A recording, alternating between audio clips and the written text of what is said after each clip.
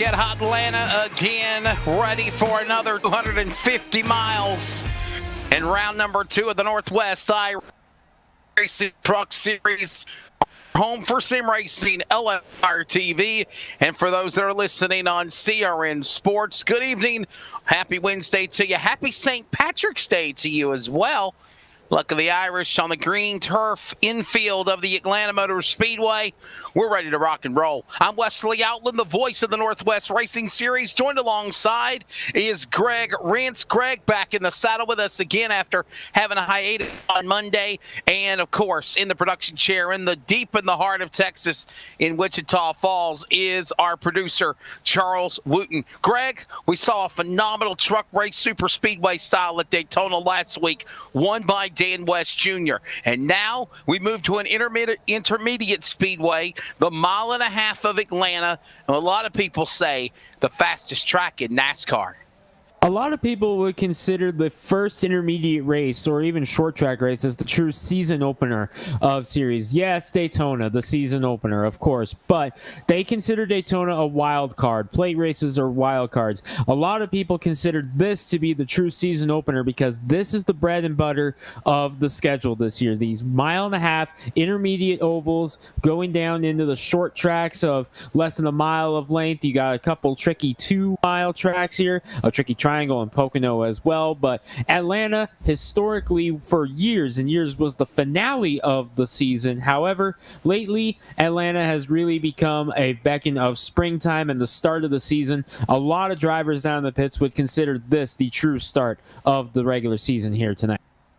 And we're ready to go here for this event. Ready for round 2. Dan West Jr. from Shelton, West Virginia, or from Shelton, Washington, coming off of the win last Wednesday night at Daytona. He comes in as the defending point series champion for the trucks. He's man in number 1, and everyone else is gunning for him as well. And again, now we're going to see what happens. We saw 2 different winners in 2 races on the series, Stephen Paulson and Lake Peterson at Daytona and Atlanta on Monday. Now we see if Dan West Jr. can repeat, or Greg, he can hold off another 41 competitors that are going to be gunning for him, looking for that first win as well. So far, it's kind of been a tale of 2 different seasons here with these guys, Wesley. The Cup Series, like you mentioned, 2 first-time winners, Stephen Paulson and Lake Peterson. However, on the truck side so far, the only winner is the guy that won 12 races last year and won the championship. Dan West Jr. picked up right where he left off. So the Cup Series, while we've seen 2 first-time winners, so far the trucks have been kind of the same old. We already have qualifying in the books, and interesting here. That's right. On the front row, Beaver State Racing sweeping the front row. Dennis Moore, number 44, gets it done in the number 44 Ford with a 30.61 to get the pole, while Stephen O'Hare, his teammate, who won 3 races in the series last year, was right behind him. So an all Beaver State Racing front row here for tonight. And again, we are prepared here to see these drivers. Again, the Beaver State, as you said, proudly represented when it is all said and done. What a good job for those, for everybody there, wrapped up and putting on a good show. And now we'll see what goes on here for the drivers of the Northwest Truck Series. Hey, let's take a look at the Race on Texas 411, the race information to your bottom left of the monitor. 1 hour practice is done. Lone qualifying is done. And it will be 250 miles, 167 laps. And again, your race information presented by RaceOnTexas.com. Hey, by the way, racing season is here again in the Lone Stars and all states in between that area of Texas. Let Race on Texas take care of you with a track pass. Get yourself a track pass to keep up to date with everything going on at all tracks that are a part of the RaceOnTexas.com family. Sawblade.com, weather conditions virtually. Similar to what we had with the Cup cars on Monday night, Gregory. Sawblade.com, 81 degrees ambient temperature, partly cloudy skies. Right now it's sunny. Wind speed at 7 miles an hour, and the track temp is at almost 100 at 98 degrees Fahrenheit. Name of a band and the temperature for the track. be an awesome race. And Wesley, this old racing surface is worn out, and when it's hot like this, these trucks are going to be slipping and sliding. This is about as close to a dirt track that you're going to get on pavement. So the stage is set for these drivers to get ready to send it here on the high banks to the Atlanta Motor Speedway. Oh, okay. So he is now a part of Chris White Racing, no longer SimStar. Thank you for that information, Chris White. Appreciate that. Awesome. So I think I said something about SimStar Motorsports. He is no longer a part of SimStar Racing. He is Chris White Racing, or CWR. Appreciate you giving me that information. Hey, the stage is set. We're ready to go. Right now, the drivers' meeting is ongoing. And we just want to let you know, you will not be seeing qualifying, as qualifying is officially over for 42 trucks. Dennis Moore, how about that, Greg? On the pole alongside Stephen O'Hare. And, you know, Dennis Moore made a couple of starts last year, mostly in the Truck Series. He came over to the Cup side a little bit near the end of the season, but made some sporadic starts in the second half of the season last year. Always had speed, Wesley, so not at all surprised to see him up and finally get that pole position, because he was driving number 34 last year, always seemed to be up near the top, and finally gets it done here tonight, joining Beaver State Racing near the end of the season. And here he is going to be leading them to green here tonight from Hotlanta. Definitely got to be a feel-good moment for Dennis Moore, 44 on the door. Yeah, that's exactly right. We'll see what goes on for him, as well as, again, the stage is set with qualifying officially underway. Done. We got that up earlier. Now we go right into the race trim. Again, it will be a total of 167 laps. We saw a wild race on Monday night with the Northwest Cup Series here on the iRacing server. And again, we are preparing for this race. The starting lineup presented by ComServe Wire, all the way here at Atlanta. Hot Atlanta 250 coming up, round 2. Truck Yeah for Aunt Kathy and the Northwest iRacing Truck Series. Back with more in a moment. LSRTV CRN Sports coverage when we return. We're based out of West Monroe, Louisiana. We do custom T-shirts, racing. We'll do actually any shirt. We'll do schools, churches, fundraisers. We do a ton of event shirts, as you can see on our board here, all around our banner. Personalized. I mean, we'll do anything. It doesn't matter to us. We got the custom rugs. We use all the, top quality shirts, inks and everything. Hoodies, hats. We do embroidered hats, embroidered shirts. Just you can call us for anything. We do offer the bag and fold, to where you can receive them and they're already labeled and tagged and bagged, ready to give out to your customer and stuff. So you just call us and just tell us, hey, this is what we're looking at doing, and if we're going to put the car on there, it is 125 quantity minimum. If it's without the car, it's 60 quantity minimum. That's strictly on the racing stuff. If it's a business or something, if you race on Texas shirts, it's a little bit differently. You can call us. It just depends on your quantity and ink colors. Everything is hand drawn. I mean, everything. We don't Photoshop anything onto a shirt or anything like that. Everything that we go through, everything is drawn, and which is the reason for the art fees. We do have several graphic artists that draw for us, and they're really good. So what we do is on any package that you do, we can mix and match. We can do any colors. You can do purple, red, blue, green, and do the rest black. It doesn't matter to us. With your design on there, we can do hoodies. We can do hoodies, long sleeve shirts, t-shirts, tank tops. It doesn't matter. I mean, it's almost limitless what you can do, and you can put all that together in that package to make that minimum requirements. They can call us 318-278-7191, or they can email us at bulletprooftees at yahoo.com, or they can go to the website bulletprooftees.com.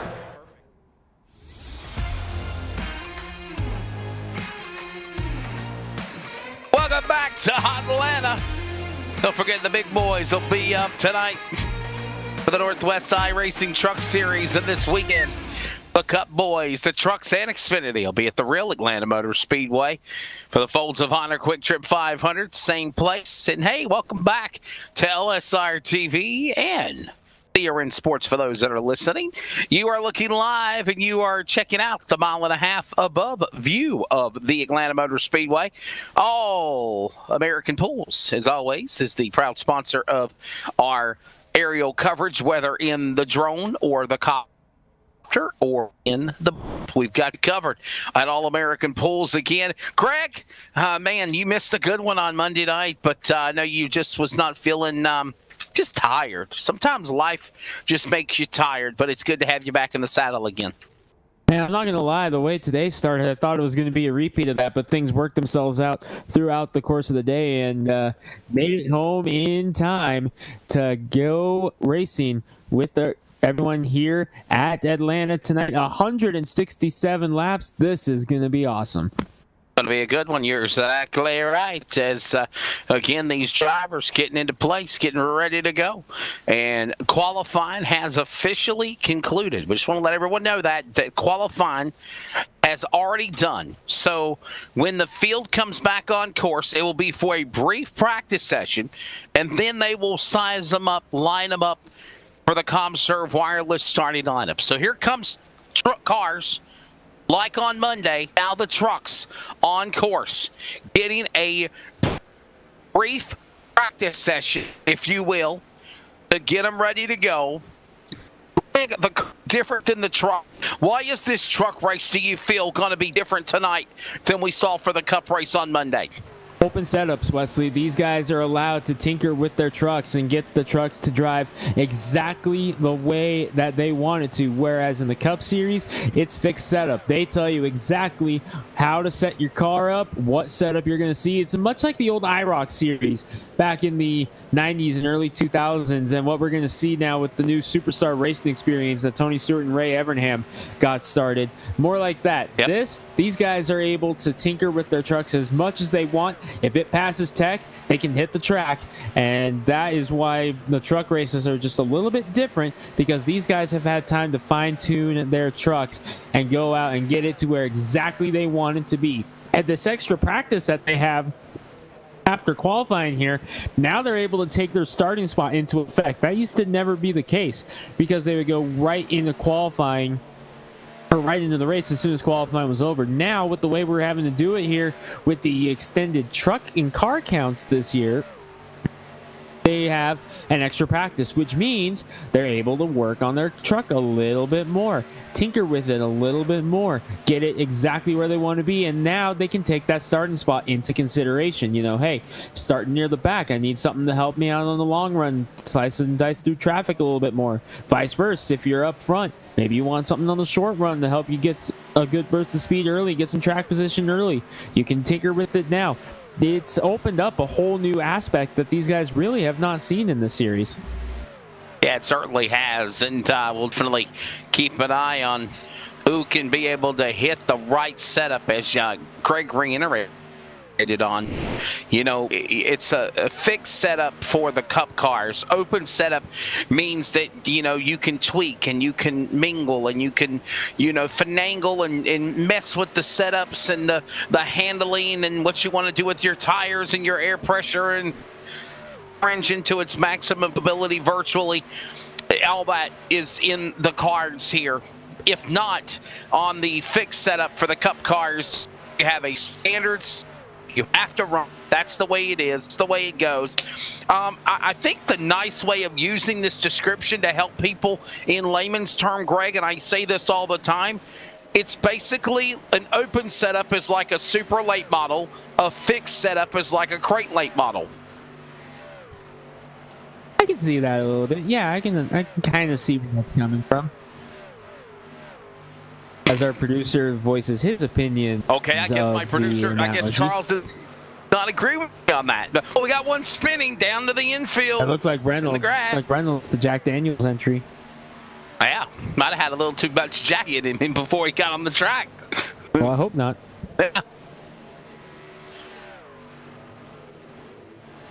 They will be advancing, by the way. This will not be a 20-minute practice session, so we are ready very soon to drop the green flag.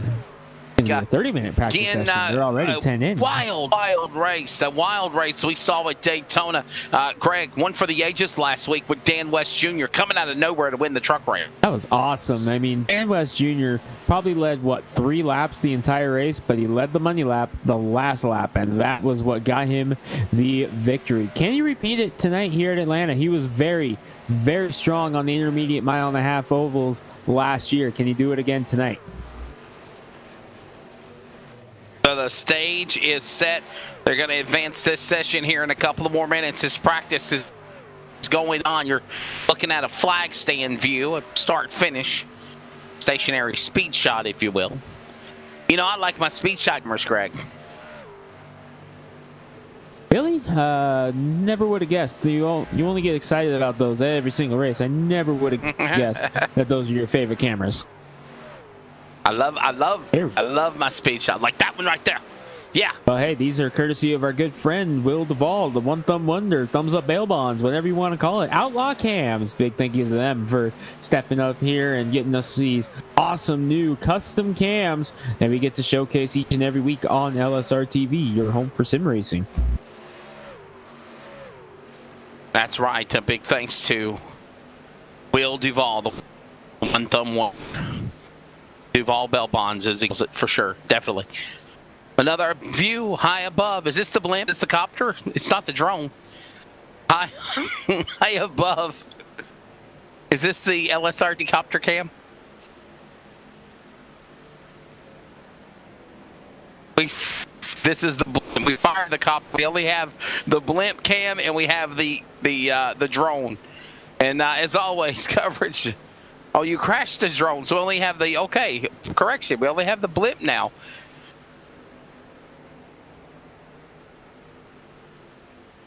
I'm understanding that we lost the drone and because it ran into the scoring pylon.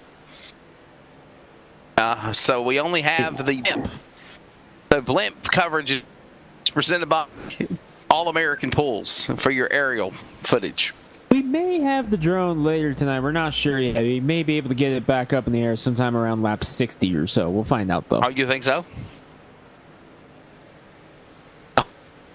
Okay, I'm understanding we didn't get them made. Okay, well, there you go. Finds it. So we do want to thank Will Duvall and the One Wonder for his services because...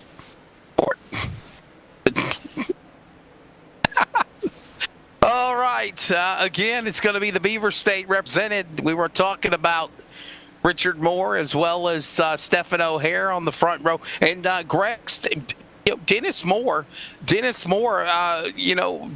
one of those drivers that just kind of popped in there kind of right before the start of the playoffs. Wasn't even in playoff contention. But I will say he really showed his abilities the last couple of weeks to show how good of a driver he is, and tonight could be the night for him to win. Yeah, he's been close a couple of times, Wesley. He always is very fast in the truck series. Just unfortunately, the racer's luck just hasn't gone his way in the series so far. But I will not at all be surprised to see him running up at the front tonight, especially after putting it on the pole. So we'll definitely be watching that 44 truck to see how he unfolds this one, because getting the pole in this stacked of a field, 42 trucks entered tonight, this is going to be awesome. It is for sure, definitely, and ready to see what goes down for these drivers. Again, 250 miles, 167 laps, and practice has now officially been called. Practice over. Getting the white flag lap, and they're actually getting ready to wrap them up. And ladies and gentlemen, without a further ado, the field is now setting up. They're getting assembled behind the virtual iRacing pace truck. And without a further ado, here is your ComServe Wireless starting lineup for round number 2 of the point season in the Northwest iRacing Truck Series. ComServe Wireless, 24 locations to serve you for all of your Verizon Wireless and Fios needs.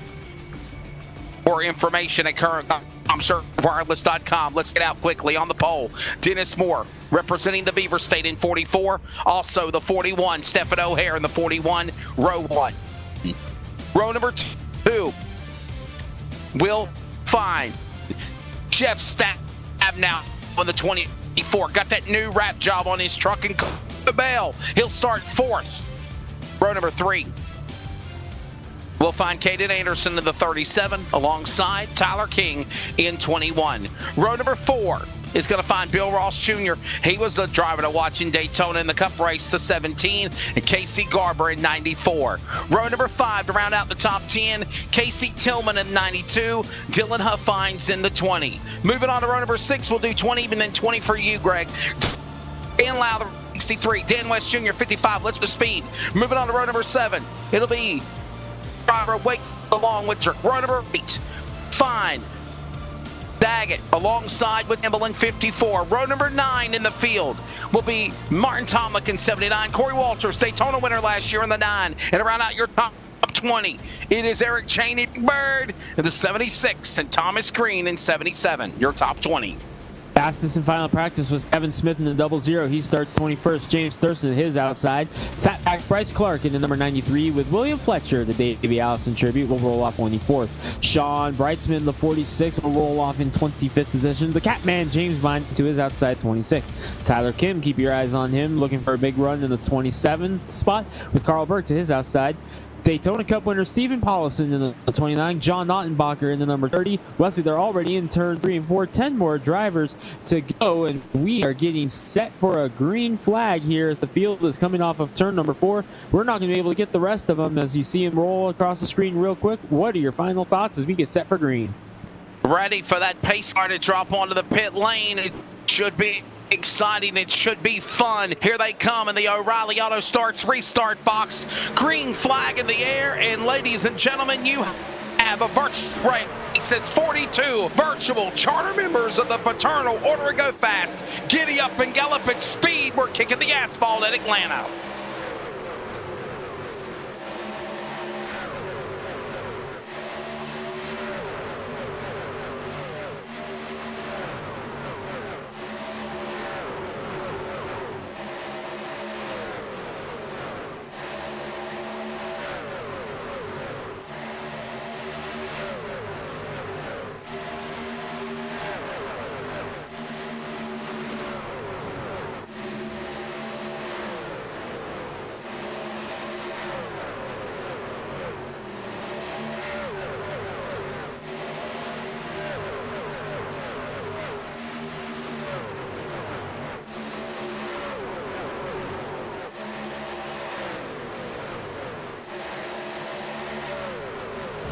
Truck down below the bottom of the apron as the field comes at speed below start finish. And we are underway now. 2 laps in of this 167 lap contest.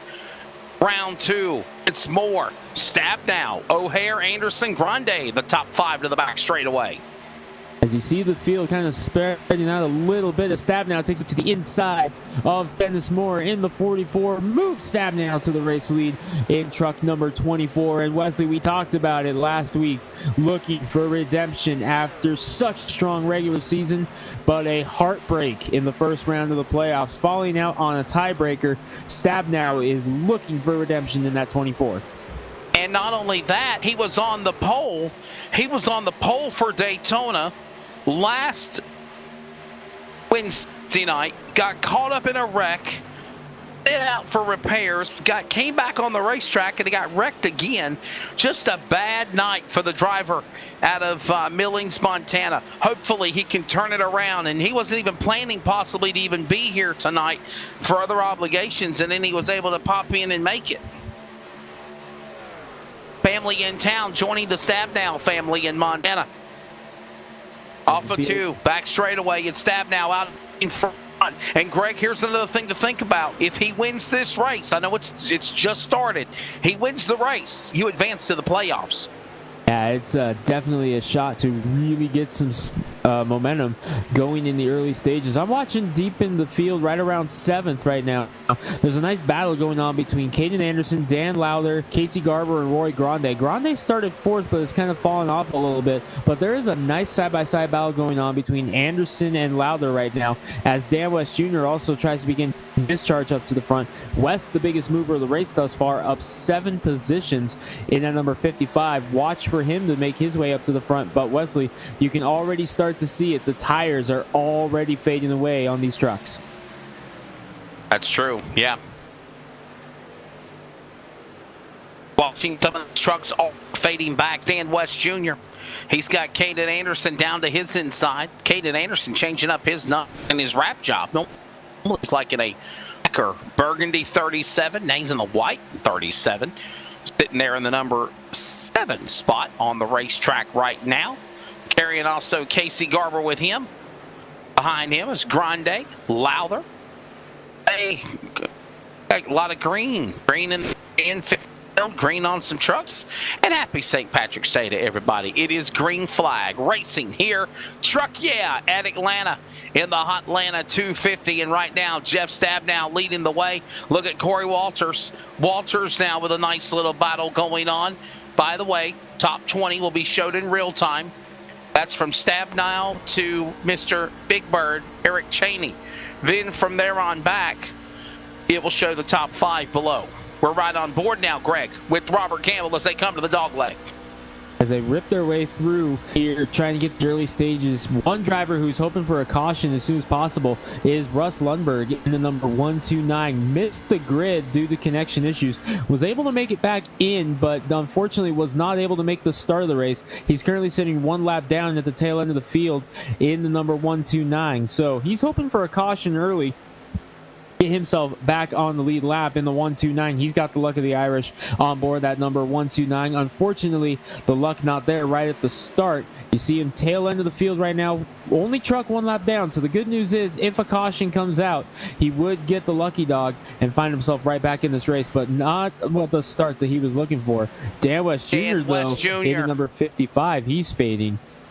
He is, Greg. You just noticed it.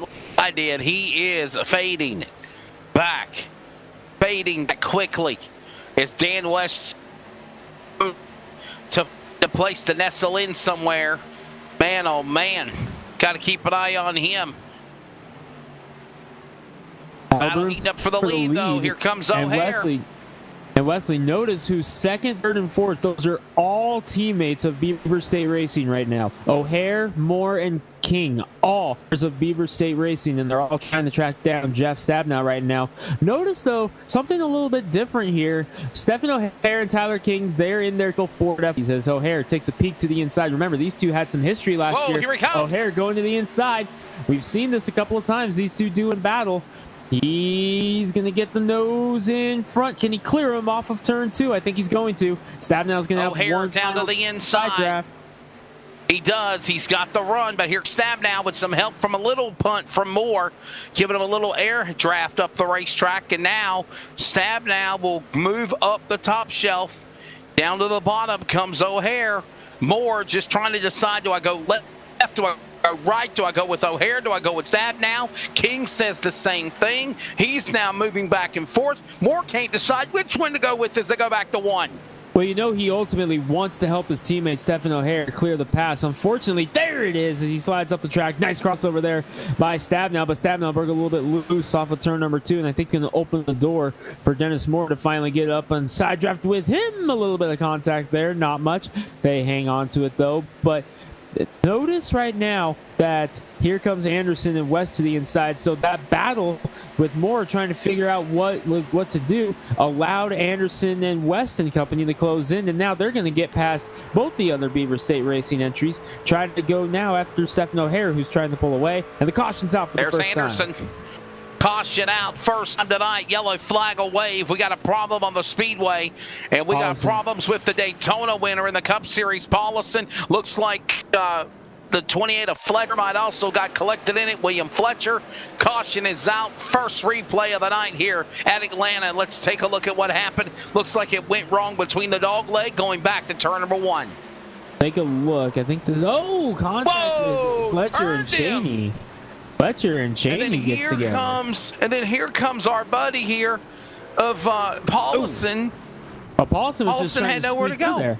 No, Paulson was trying to squeak through. That was who was that got into Fletcher? That was not Paulson. Paulson was in that green truck there. Let's go back and take another look at that from the point of view where we're watching Cheney right now.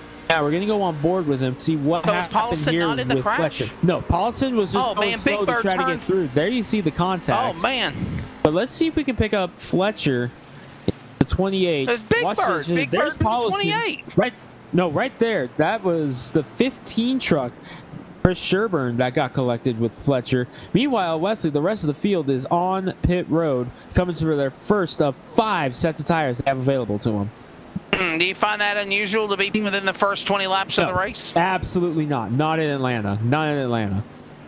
And they eat up tires here at Atlanta for sure. They got the opportunity to run with 5 sets of tires plus the set of tires that they have on right now. So 6 sets in total.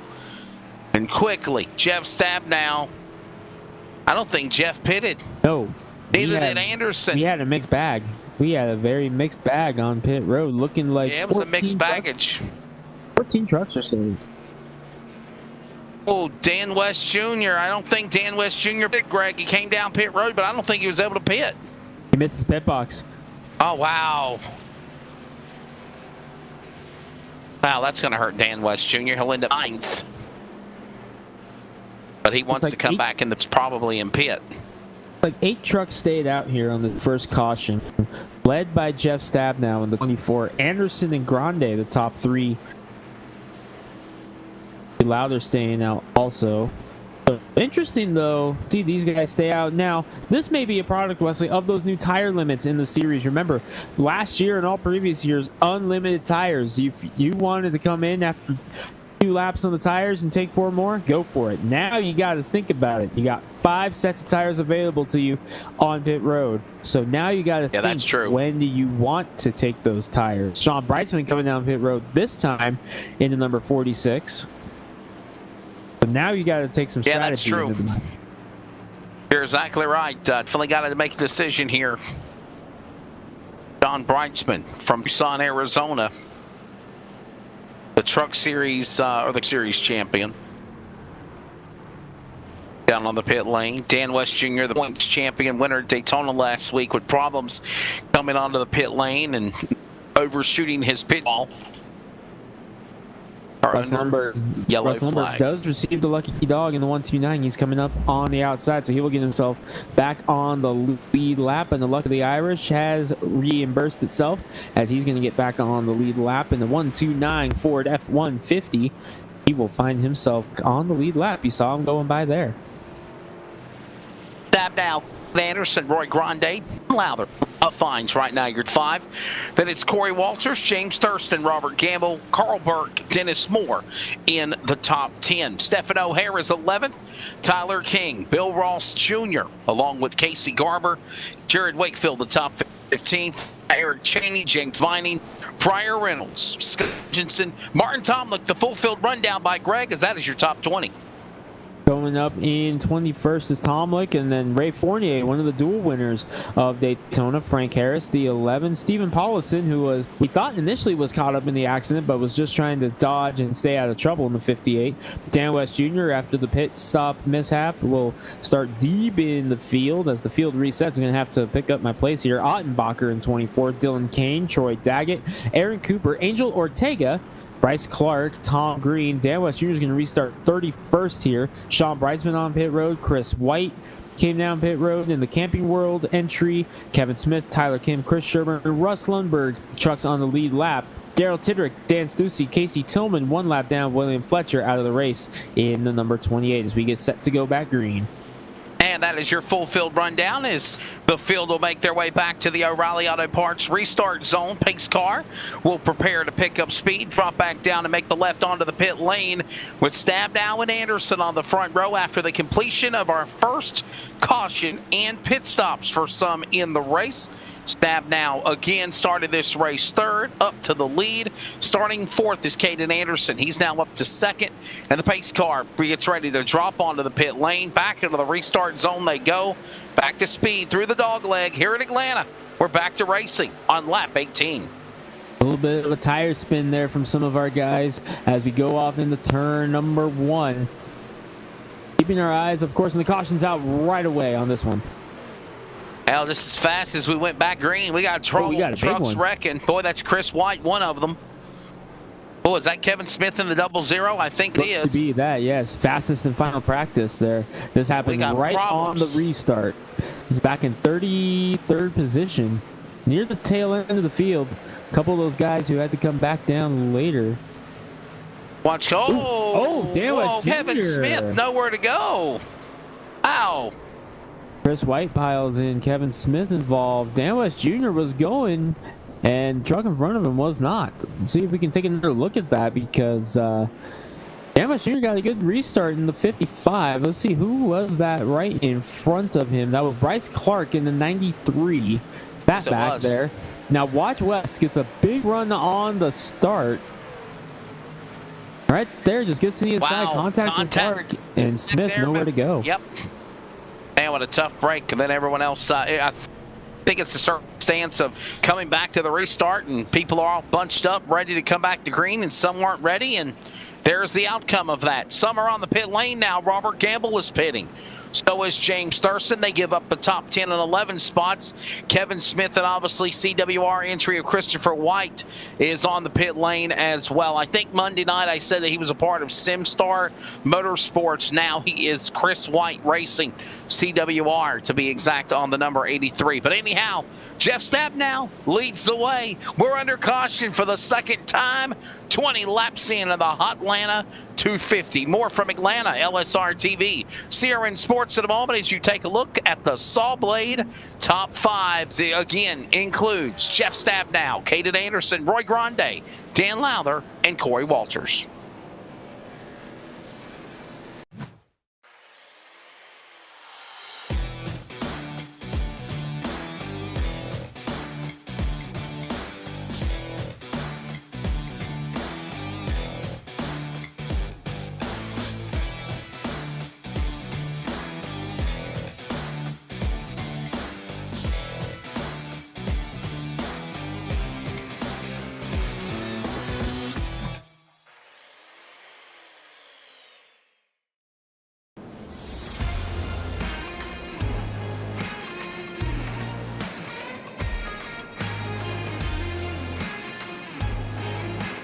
Through the dog leg, the field rolls. Welcome back, coverage. Northwest iRacing Truck Series from Hotlanta. Leslie Outland, Greg Wrench, Charles Wooten in the production chair. And we are 21 lap on the board now after a second caution involving a multi-truck incident. Both times, this most recent time involving Christopher White along with Eric Cheney. A couple of other ones involved in there as well. He will get ready to go again here. Stabnow and Anderson, Greg, on the front row when we get ready to drop the green next time by. We're still under caution, it looks like. The caution lights are still on the pace car. Yep, the iRacing sedan lights are still on. A couple of trucks were still on pit road. That's right. We do. We got Dan West Jr. on pit lane. Dan West Jr. and Casey Tillman all on the pit lane right now. I got a feeling they're going to come to the one to go this time by. The one to go will be into the field this time by. Well, what's your thoughts of the opening 20 laps of the race here at Atlanta, Greg? Well, then, first green flag run was solid. We had some good racing going on between Stabnow and the Beaver State guys of O'Hare, Moore, and company up there. But ever since that caution came out, it's been mostly under caution here since that initial yellow flag, as we did not even make it to turn 1 on that last restart. We'll see what happens today, as yes, the lights are off on the iRacing sedan. Now, interesting point though, these guys stayed out once again. They're still on those older tires, whereas drivers deeper in the field are still on those fresh tires. So what's going to happen when these guys on the Ford Dr. Feelgoods are going to be moving their way, slicing and dicing through the field here? I'm curious what we're going to see with those new tires versus old tires here. Yeah, I was always a fan of Motley Crue as well. Dr. Feelgood, one of my favorite songs. Guess I'm unveiling how old I am now. All right. The lights are off the pace car. Anderson and Stab now. Row 1, Roy Grande. Dan Lowther, row 2. Couple of green trucks celebrating St. Patty's Day today. Technically, it's not St. Patrick's Day anymore on the east coast of North Carolina, but I guess where Gregory's at right now in Spokane, Washington, it still is St. Patrick's Day. Anyhow, Yes. Dan Lowther is alongside Walters 5th. Then it's Huff, Hines, Moore, King, Garber, O'Hare. The top 10, they shuffle through the O'Reilly Auto Parts restart zone. Green back in the air and a big restart for Jeff Stab now. Boy, he got him asleep at the wheel as they go to 1.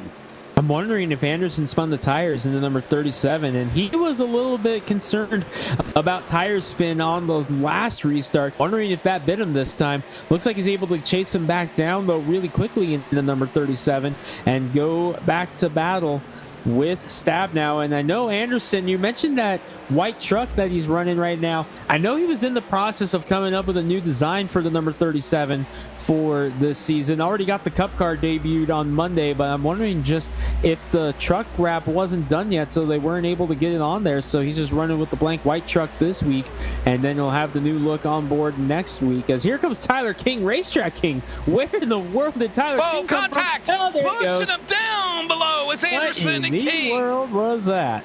What in the world? Anderson and King, and he goes up top of the racetrack again, smoking heavily, up banking. Now everybody is That's a scampering to blown miss motor. him. That's a blown No motor on the caution. 21. No caution. And Anderson is big junk into number 37. But Tyler King in the 21, we're still under green. Let's watch this what on replay. in the world? Oh, more. Oh, we got trouble again. Problems. Huff Hines Another goes Beaver State around. truck. Actually, that's Moore. Moore That's has Dennis Moore, the crashed. pole sitter. Another Beaver State Dennis truck. Moore. And no caution yet. Still no caution.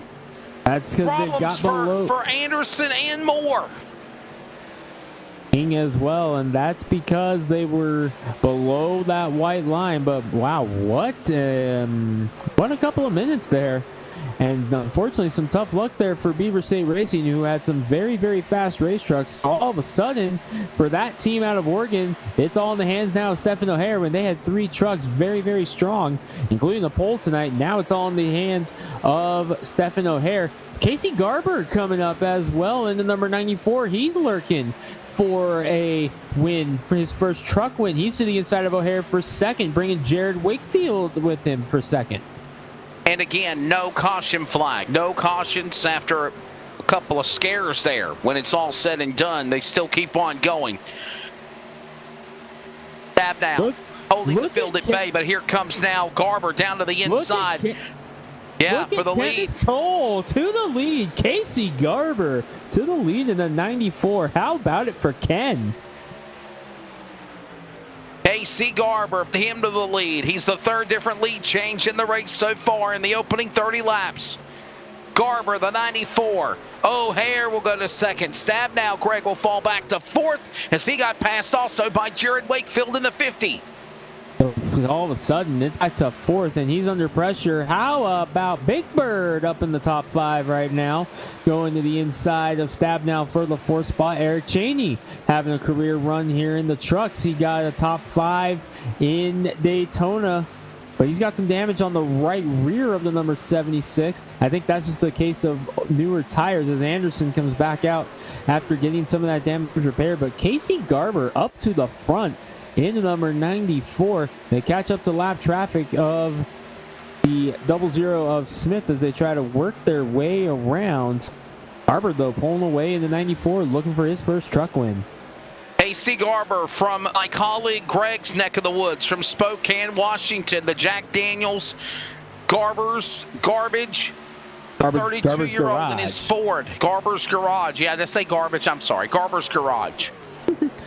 Tell him you said Garber's Garage. I said Garber's Garbage. I'm sorry. Wakefield's the Garber's second, garage. though, and the number 50. How about it for Jared Producer's laughing at Wakefield?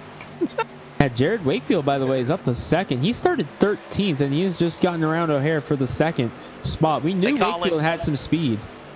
They call him Judd from Snowy, Washington, the 49-year-old, in his Toyota for Davinci Racing, the number 50 machine.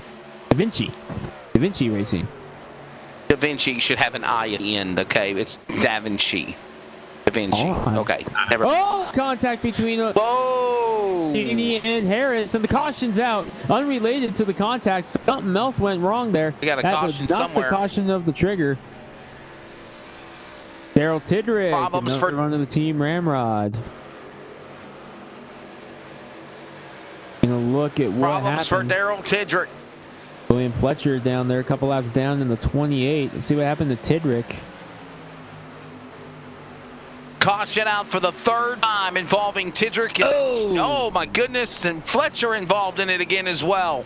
So Fletcher's night definitely not going the way that he wanted. Tidrick, though, caught up in it. No doubt disappointing for Daryl. However, the good news for Daryl is away from the racetrack, he's about to have another milestone moment. His wife, Kaylee, Another about to baby? another baby. His wife, Kaylee, about to give birth to their first together. However, Daryl has two of his own and Kaylee has one of her own, so this will be the fourth total, but they're first together. She's due any day now. Oh, congratulations. Now no more. Yeah, I wonder who told the other one that. It could very much be either case as we're on pit road. Pit stops. Yep, here comes the cavalry on the lane. Who will take advantage of it? Stab now on the pit lane. So many others as well. A sequence of where we saw 3 times is Dennis Moore. I know he might have some damage. He wants to get checked out. Here comes everyone else coming off pit lane. Harris. Stab now. And he's going to win the race off the road. How about it for Big Bird? Got the fast I truck want to interview tonight. Big Bird. Let's bring in Big Bird real quick and talk to him. Yeah, this Hopefully ought he'll to be good. hopefully he'll be nice. This ought to be He good. always says, Wesley, you never talk about me. Well, I'll talk about him here. Give him a good Let's see what interview here. We talk to Big Bird, Eric Cheney, and see how things are going. Hey, Big Bird, LSRTV, you got a copy? I sure got you, Wesley. I tell you what, bud, got a good run going for you. Yeah, it's I'm not sure who's really driving this thing. I'm just sitting here watching. Any monkey can Okay. drive it. Any monkey can drive it. There you go.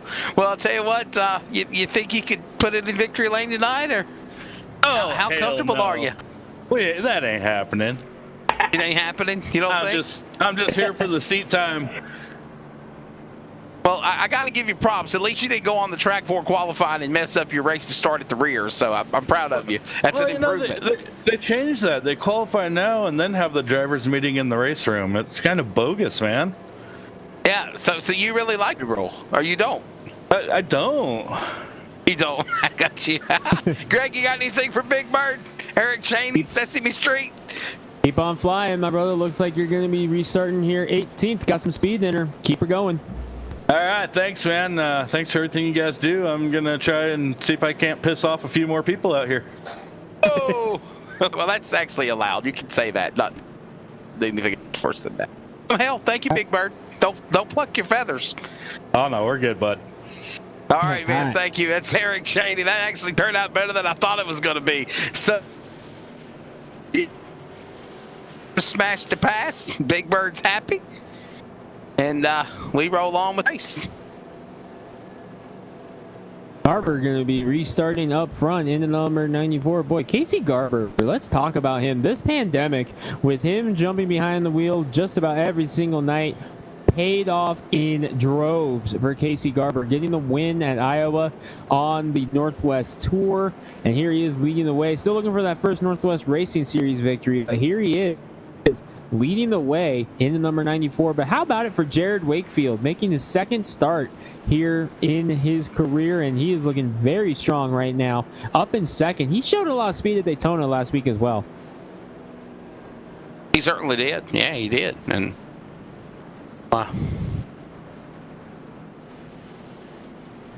see what goes on here for the restart.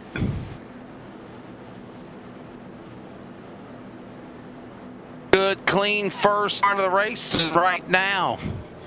AC Garber, Jack Garage out in front. Judd, Jared Wakefield in the number 50 on the outside. He looks good, looks strong. Got Stephen O'Hare from the Beavers right there with him in third. We'll get ready to try this one more time. Bill to make their way back to the O'Reilly Auto Parts restart zone. Green lights back on. They're back to speed, and we're back underway here at Atlanta. Yo, Garber with a big jump on O'Hare for the lead, much like what we saw out of Stabnow that last race or last restart.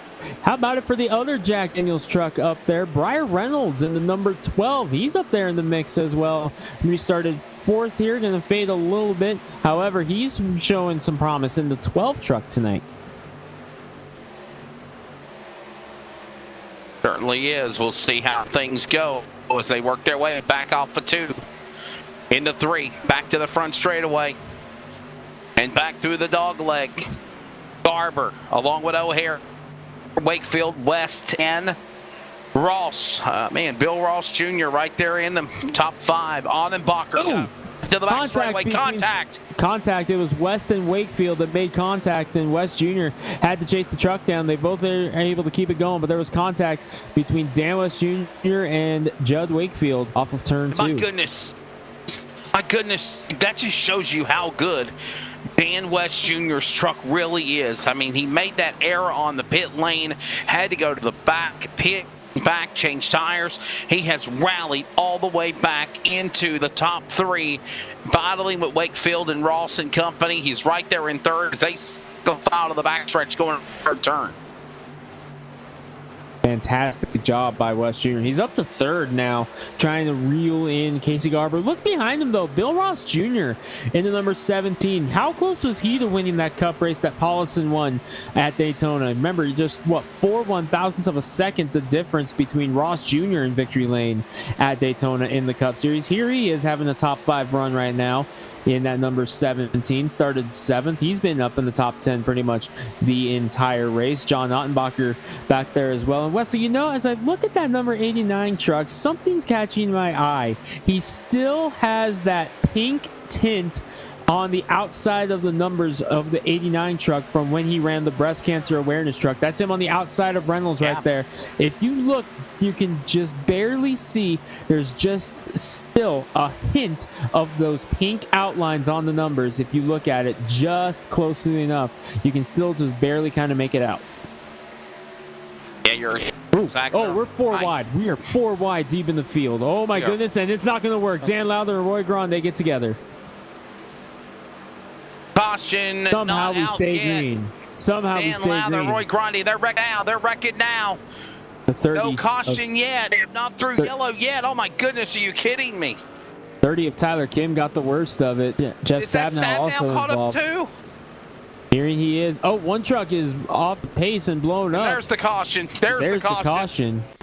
I think when he got triggered and started going backwards, they had to throw the yellow flag, and here it is. Boy, they were going 3 and 4 wide. Look at this, Greg. This started off a turn number 2 when they went 4 wide. There you see the big one as they all pile in. And there's Stabnow in the fence up there. I think that's Huffines that we're looking at in the 20, if I'm looking at that right. Let's go back, though, and let's pick up turn number 2. Watch these guys. This is where it all starts, right here, off of turn number 2. This is what I saw breaking out right there. I saw 4 wide. I was like, oh, this ain't going to end well. Right there, there's a truck in the wall. Tyler Kim gets in the wall, and you see the rest of the field fan out. Lowther comes up, hit check there, gets into someone. It's Stabnow. He got into Stabnow. That's Stabnow. Stabnow piled in as well. I'm talking about that green or black and green truck there that got caught up, and it may have been Aaron Cooper That truck right there is who I saw pile in there with Lowther. That's Grande in the 18. He got together with Lowther after Kim got in the wall, and it was just a chain reaction from there, and everybody piled in. And I believe getting the worst of it, if I saw that right, was maybe the 20 of Huffines, but I'm having to go back and look at it. No, not Huffines, trying to figure out who it was who got the worst of that one, as we are under caution. Pits are going on, so while I try to figure that out, Wesley, they're on pit road. Yeah, here they come on the pit lane. That's going to be Stephen O'Hare. He'll go to pit box stall number 2. Everyone else also in, and they're going to on tires and fuel and service, and some might even go for the fast repair after damage on their trucks. You're looking again at O'Hare. It's here come Stab now, battered, banged, and bruised. He's in pit lane. Oh, Miss West. Yeah, here comes Dan Jr. He's off the lane. Brightsman came off. And we are under the yellow flag. I'm going to bring down Jeff Stab now and bring him and grab him and ask him what happened here on our communications. Jeff, what happened out there on the racetrack? Had such a good run going in the beginning, and it looked like just a crazy four-wide racing, and you got caught up in it in the fence. Yeah, we got, people in the back not using their head. We were 3 and 4 wide. Guys were swerving all over the place, and I just got caught with nowhere to go. How badly damaged is truck 24? Well, we're probably going to have to come back around and take a fast repair. So I was going to try to fix it on the clock, but I don't think I can. All right, so there's thoughts of Jeff Stab now. Again, still a lot of racing left. As, again, he'll go to the pits, try to take on the clock and try to do a fast repair and hopefully try to get back out there on the racetrack. And Jeff Stab now in the driver, that number 24 machine, Greg. Tough break for Stab now. Fortunately, the good news for him is he'll have a lot of time to recover, as we still have over 100 laps to go, but a lot of work to do. Garber, Ross, Cheney, your top 3 right now as we work lap number 45. Frank Harrison, how about Dylan Kane quietly working up to the 5th spot into number 75. He started 38th. Wesley, 2 drivers started outside of the top 30. Are up in the top 5 right now. This has been phenomenal. That's right. It's been a good one, that's for sure. Under the caution flag again. Working on re-racking them and re-stacking them. Here is Katie Garber is the man in front. We are approaching lap number 46, I think it is, on the board right now. 44, my bad. Casey Garber is the man out in Bill Ross Jr., second. Eric Cheney up 16 spots. How about Big Bird third? Greg, how about Frank Harrison fourth in the 11? Dylan Kane, new name on the series. He's in 5th. And I look at also Dan Lowther, Corey Walter, Scott Hutchinson, Martin Humlick, and Christopher White now up in the top 10.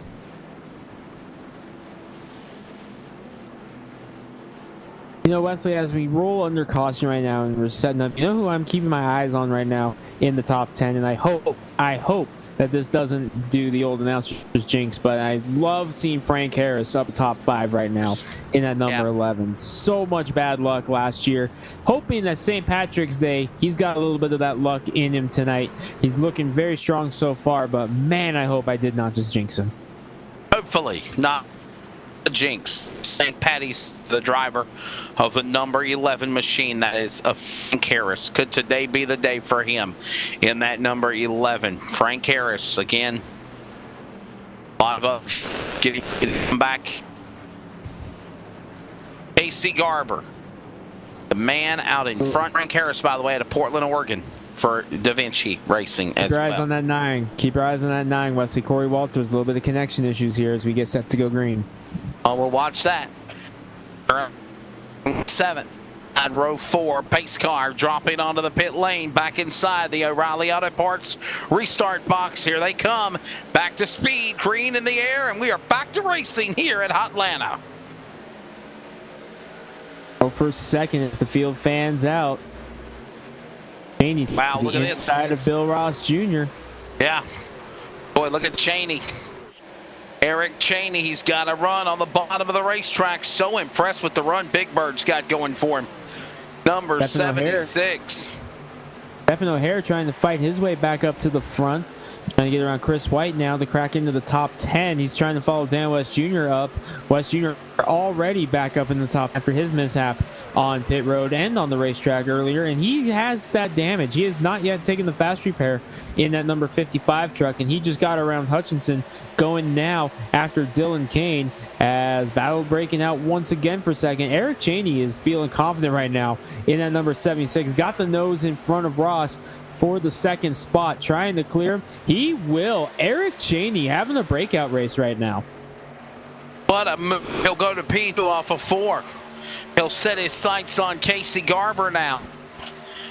Eric Cheney making his presence felt in the Northwest iRacing Truck Series tonight in round 2 at Atlanta.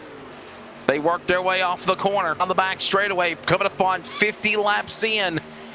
This race, 17 to 100 remaining, and still a good show. As right now, Garber, Cheney, Ross Jr. losing ground on the man of 1 and 2 as the leader is under attack. Here comes Big Bird running him down at the line. What a run this has been. And now you got a couple state line boys, Garber and Cheney, going to battle. Many stock wins and many stock championships at State Line Speedway in Post Falls, Idaho between these two over the years. Two of the all-time best of mini stocks at the racetrack, and here they are battling for the lead. Eric Cheney to the inside. He might get him here off of turn 4. Sunny days makes the clouds go away, and Big Bird from Sesame Street, that's his nickname, Eric Cheney, looking for the lead into turn 1. He's got to run. He's on the inside, looking to close in on Garber. Here they exit 2. Still outside lane, looks like it's better for Garber. They hit the back straightaway. Cheney's got to send it in there deep into 3. He couldn't. Now he will. He'll try to reel her in down to the bottom of the racetrack. Garber throws the block on the outside lane. He's going to try to cut him off. He can get there. They're side by side.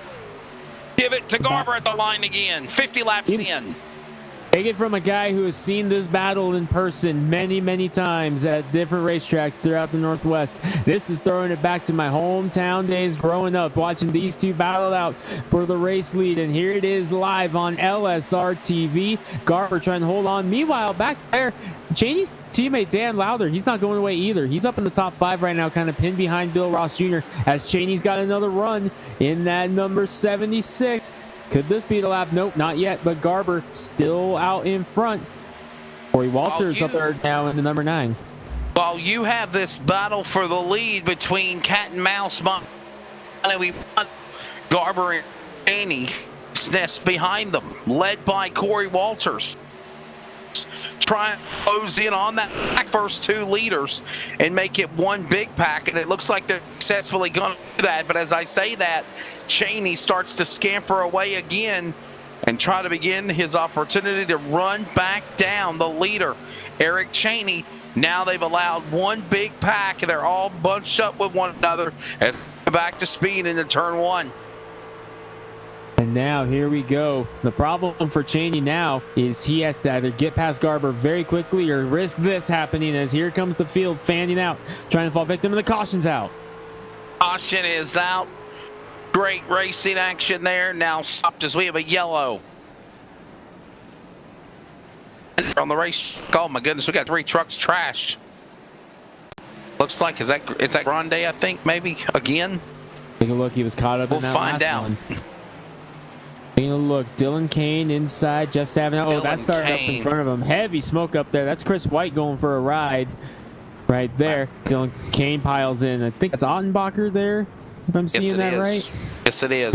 No, that was no, that's Paulson. That's Paulson. It's Paulson. Yes, it is. All right, let's take another look at that. I'll tell you what, Greg, we had Kane and White. I just mentioned them a moment ago. Before the restart, they were in the top 10. Kind of a race of comers and goers here so far. Let's see if we see what happened.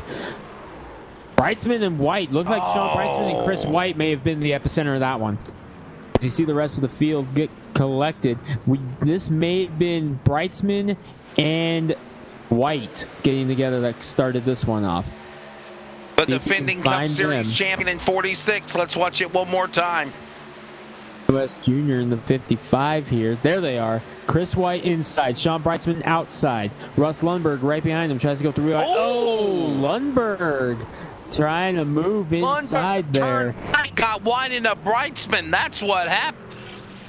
This So is all Russ Lundberg's fault. Man. I wouldn't say his fault, but Lundberg definitely taking a move to the inside there, and unfortunately the door closed before he could get up there. He hooked the. He got caution. Pit stops underway. I think Christopher White's very happy right now. Caution out. Pit stops are underway.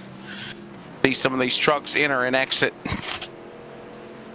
55 laps in here at Daytona. And again, now Corey Walters going to cycle back around as the leader.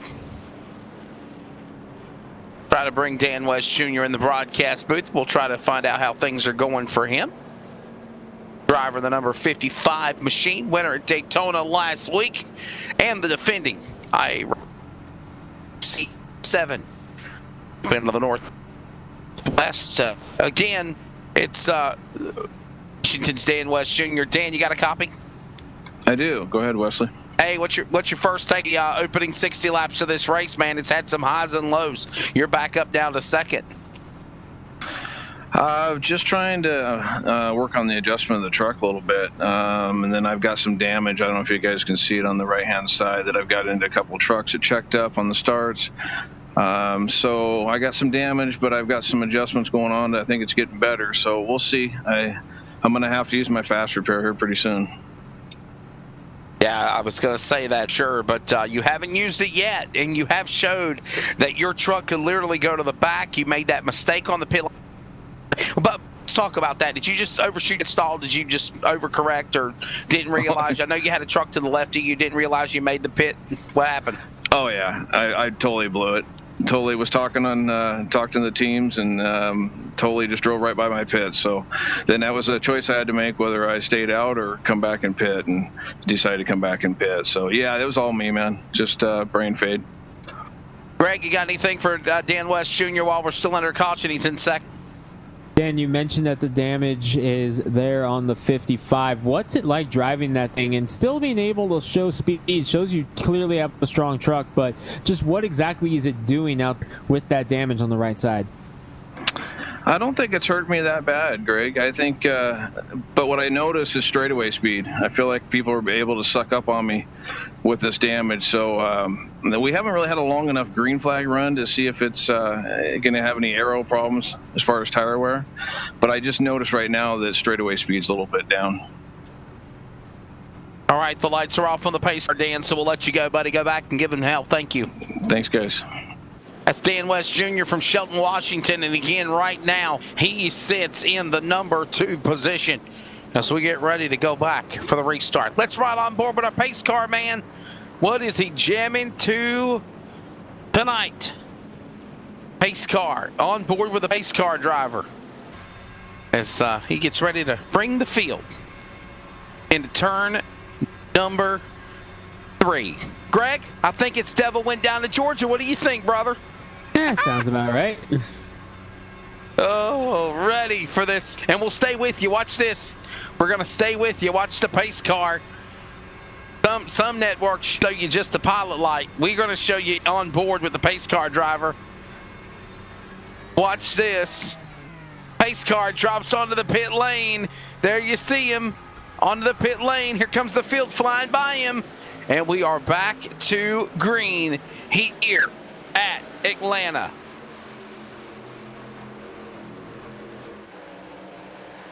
Walters leading the way in the number 9.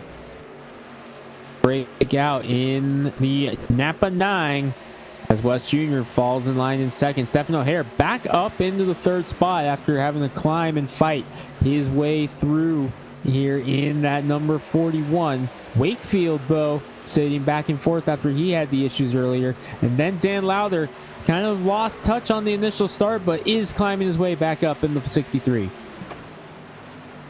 So, and out in front now with the number 9 machine, up 17 spots on the start of the race.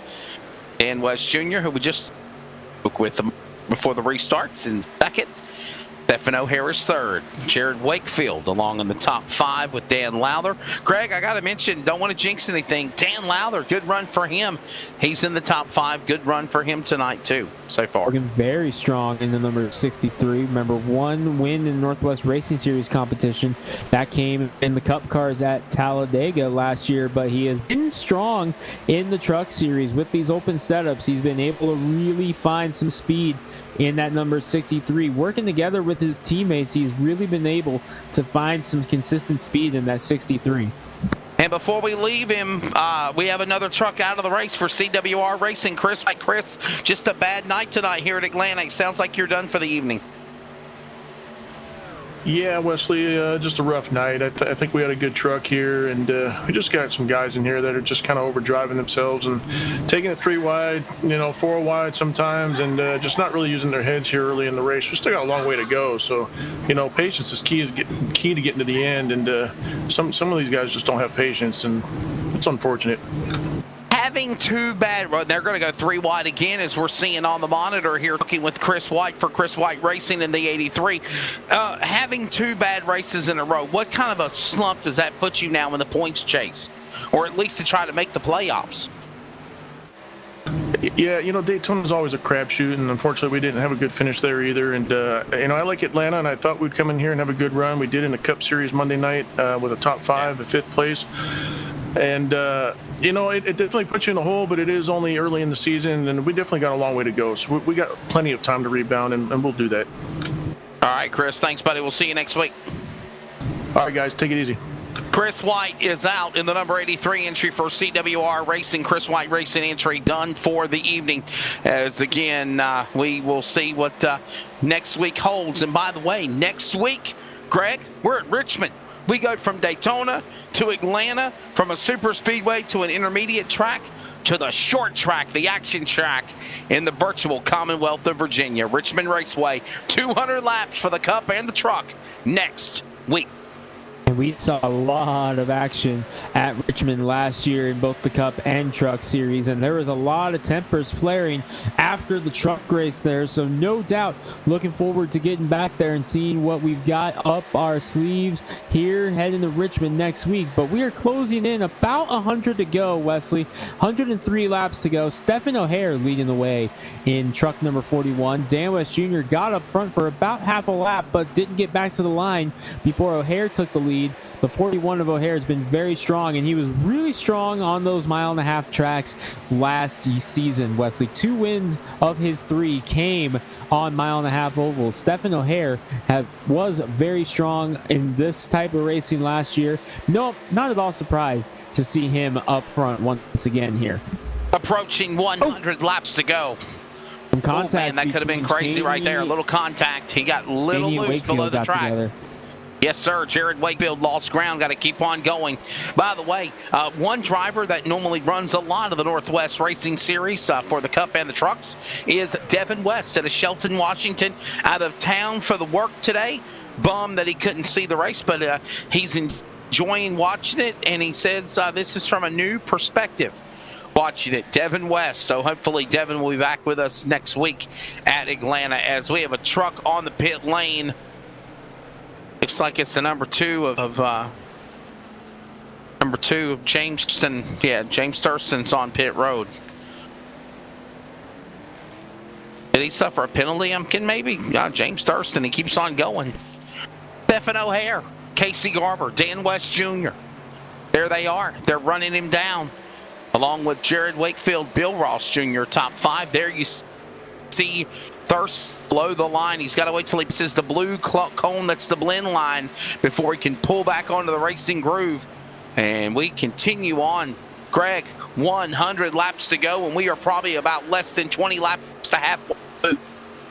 Closing in on halfway, and it's been a race of comers and goers so far. Stephen O'Hare with his second turn out front. Casey Garber looking for his second turn up front. Bill Ross Jr., I'm so impressed with that 17 truck, Wesley. Been up in the top 5, up in the top 10 pretty much all day long. So I have been so impressed with what he's been able to do in that sky blue and black number 17 right there. So impressed with him here this evening, doing a fantastic job. Dylan Huffines as well. well, trying to creep his way up. He is up in the top 5 now in the 20, looking for his first truck win. Coming up on halfway here in just a couple of more laps.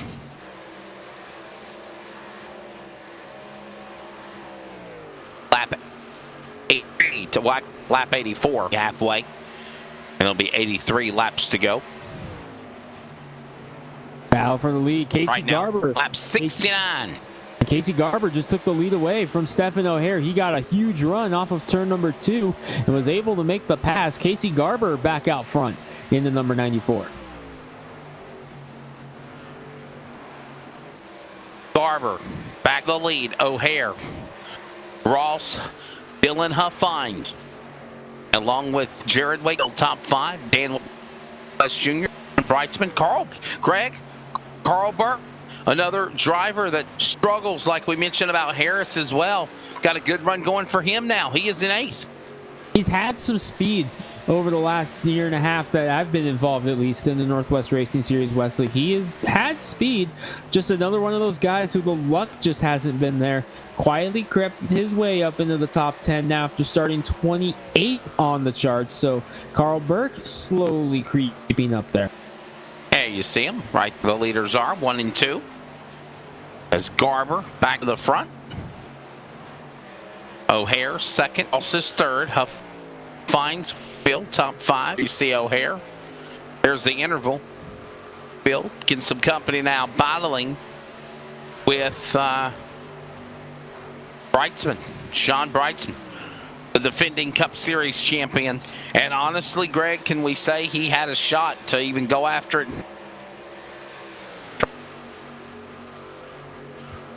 Come up short when Dan West Jr. got it. Yeah, he definitely had a good shot there at the Truck Championship as well. Had a chance to become the first driver to win 2 championships in 1 year for the Northwest Racing Series. Unfortunately, just came up 1 spot short, but man, showing how strong he was. And remember, it was a race at a track very similar to this one, a race at Texas that got him the win that put him in the championship 4 at Phoenix last year. So Brightsman also knows how to get it done on these tracks. He started 25th. He just got around Wakefield for that 5th spot. He's beginning to creep up now towards the top of the race.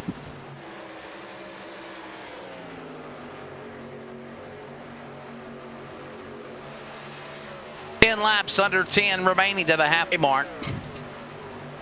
The field roars by start finish. See Garber still the man leading the way with Stephen O'Hare, Bill Ross Jr., Dylan Huffines, John Brightsman top 5.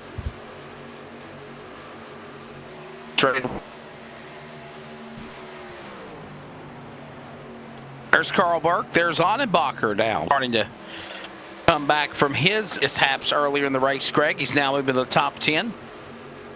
Trying to get around Carl Burke to the inside as well.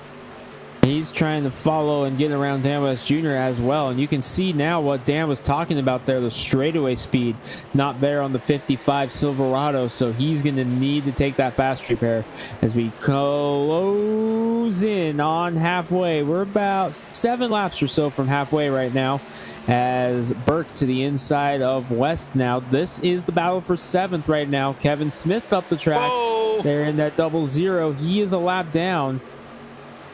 00. He's just trying to hold on right now. He's actually 2 laps down. Lucky Dog is currently the 26th place truck of James Thurston, but there's a battle brewing for that as well, as Martin Tolmick right behind him in the 79. That is for position, and that is for the Lucky Dog. You can see the battle right back there. Just a little bit of a hint of it. That's the battle for the Lucky Dog position as you see these guys fan out. There it is. This is side by side for Lucky Dog right now. This is for the first spot 1 lap down. They are side by side for it. And 25 trucks right now on the lead lap. As you see now, Tomlin, Thurston battling for that final spot. The caution was to come out. When it comes out again, they will get the Lucky Dog on this St. Patrick's Day.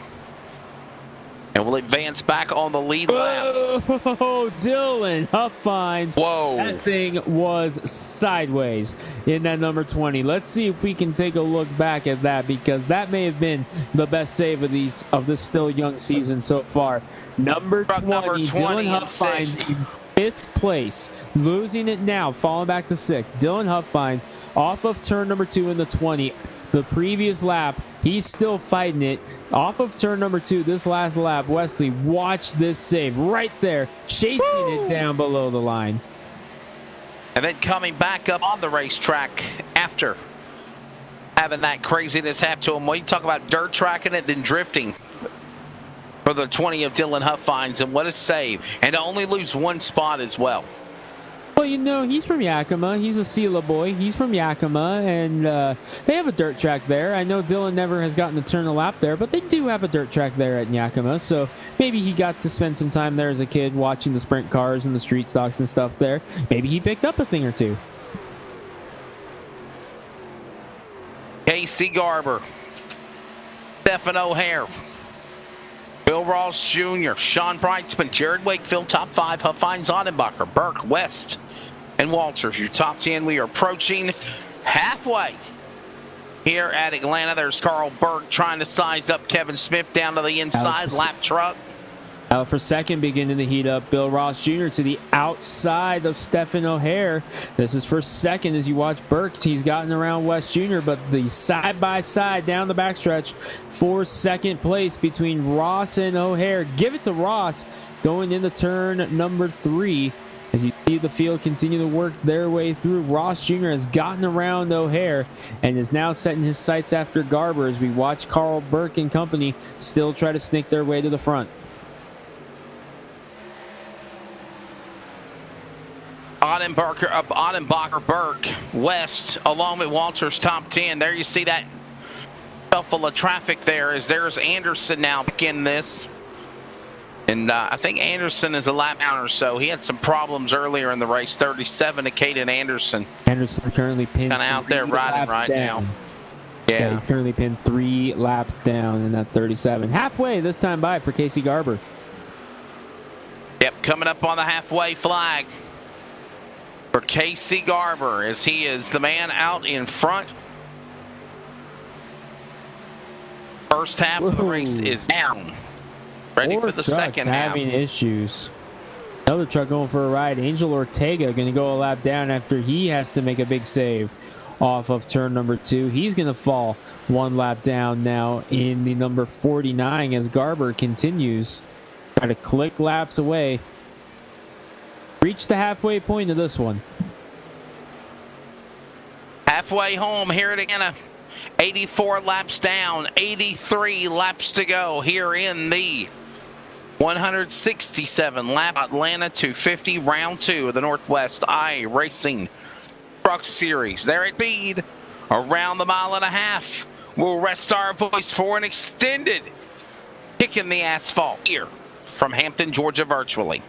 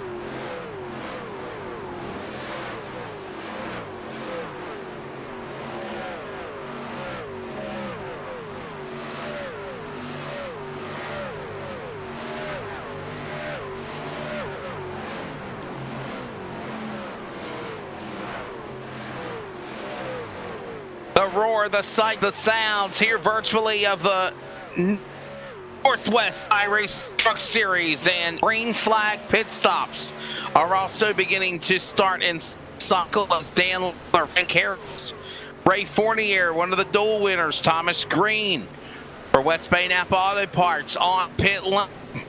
And Greg, it could be, I wouldn't say the money stop, but this is an important integral pit stop. First time in the race they're green flag pit stopping so far. And we haven't seen that green flag run unfold yet. Couple of drivers coming down the short pit here to try to set themselves up for some track position, but I'm kind of surprised that we haven't seen much of the top 10 come down yet. I think we are about to start seeing guys coming this time. I think the first one up here near the front will be the 11th place truck of Dan West Jr. Here he comes. And remember, he said he needs to take that fast repair. That 55 truck does not have the straightaway speed that he needs out of it to be competitive. He's on pit road. So the first real contender on pit road for pit stops here. All right, so we're going to keep an eye on it here. Is again, he may have slipped through his pit stall. Whoa. Yes, he did. Just slipped through his pit stall. Second mistake on pit road today by Dan West Jr. This one not as costly. yeah, he overshot it pit stall, but he was able to back up. But here comes Jeff now on the pit lane. He's in 9th and 10th. Carl Burke is in the pits. So is Corey Walters as we see Dan West Jr. exit. The rest of the cavalry in the top 10 coming to the pits on lap 90. I think Bill Ross Jr. is coming this time. Maybe Jared Wakefield as well. Still no sign of it from Casey Garber, the race leader. Here comes second place Bill Ross Jr. having a great run into number 17. He's coming down pit road. I'm watching for the 50 of Wakefield. He's slowing down on pit road. Whoa! Pits! Gamble in the 54 going around, but he's able to get it going. We're going to stay green. And no caution after spinning in the tribal grass. He was on the more or less part of the pit lane than on the racetrack in the grass, so they do not throw yellow. But precious time lost it for Robert Nimble there. As here comes Bill Ross Jr. There he is. The 17. What a show he put on in the Cup race at Daytona 2 weeks ago. Squills tires. Exiting off the pit lane virtually, and he's back on course. Here comes the Catman, James Vining. He gives up 6th position, up 20 spots in the 333. He's in the 6th position. As while that goes on, Casey Garber, Ken Washington, the Garber Garage, Jack Daniels entry still out in front, and there goes the Catman. Good run for him in the 333, Greg. Having a nice quiet run is the 333 of James Vining, still coming out of his pit stall now. Started 26. He was up in the top 10 here at time of pit stops. We'll see where it all cycles out once it's all said and done. I believe we got about 5 trucks left that have yet to come down, because I believe Hutchinson and Paulison have already been on pit road under green. I think they were those first 2 short pit there setting up. I think we have 5 trucks left that have not come down pit road. James Vining from Milwaukee, Oregon, on the racetrack now, the 333. And while that goes on, caution! Oh, we got a caution! There is a caution, and this will freeze everything in a cycle of green flag stops. Oh, it's as Lundberg. we have got a truck around. That's Lundberg again going around. Taking a look at the replay. The 129, Russ Lundberg. Ooh, someone got the wall in front of him. Having problem this time. I think that was Tyler Kim. Wow. Oh, man, he got hurt. Yeah. Tyler Kim Number in the 30. 30 gets together with him. Caution falls. Tyler Kim getting into the 129 of Russ Lundberg. That is why we consider the caution flag. Going to change the entire complexion of the race. With 7 trucks on the lead lap right now. Expect most of the field to take a wave around here under this caution to get themselves back on the lead lap, as a majority of the field had completed their pit stops. Yeah. This is going to change things up quite a bit. Casey Garber, Stephen O'Hare, Sean Breisman, John Ottenbacher in the number 89 was coming down pit road when the caution came out. He managed to get back out on the track, did not hit the commitment cone, and did not lose a spot either, as Dylan Huffines had not yet gotten around him when the caution came out. Greg, do you realize there might be 7 or 8 trucks on the lead lap? That's it. That's They got currently mired there's 7. back. Currently Yes, there's 7 trucks. 7.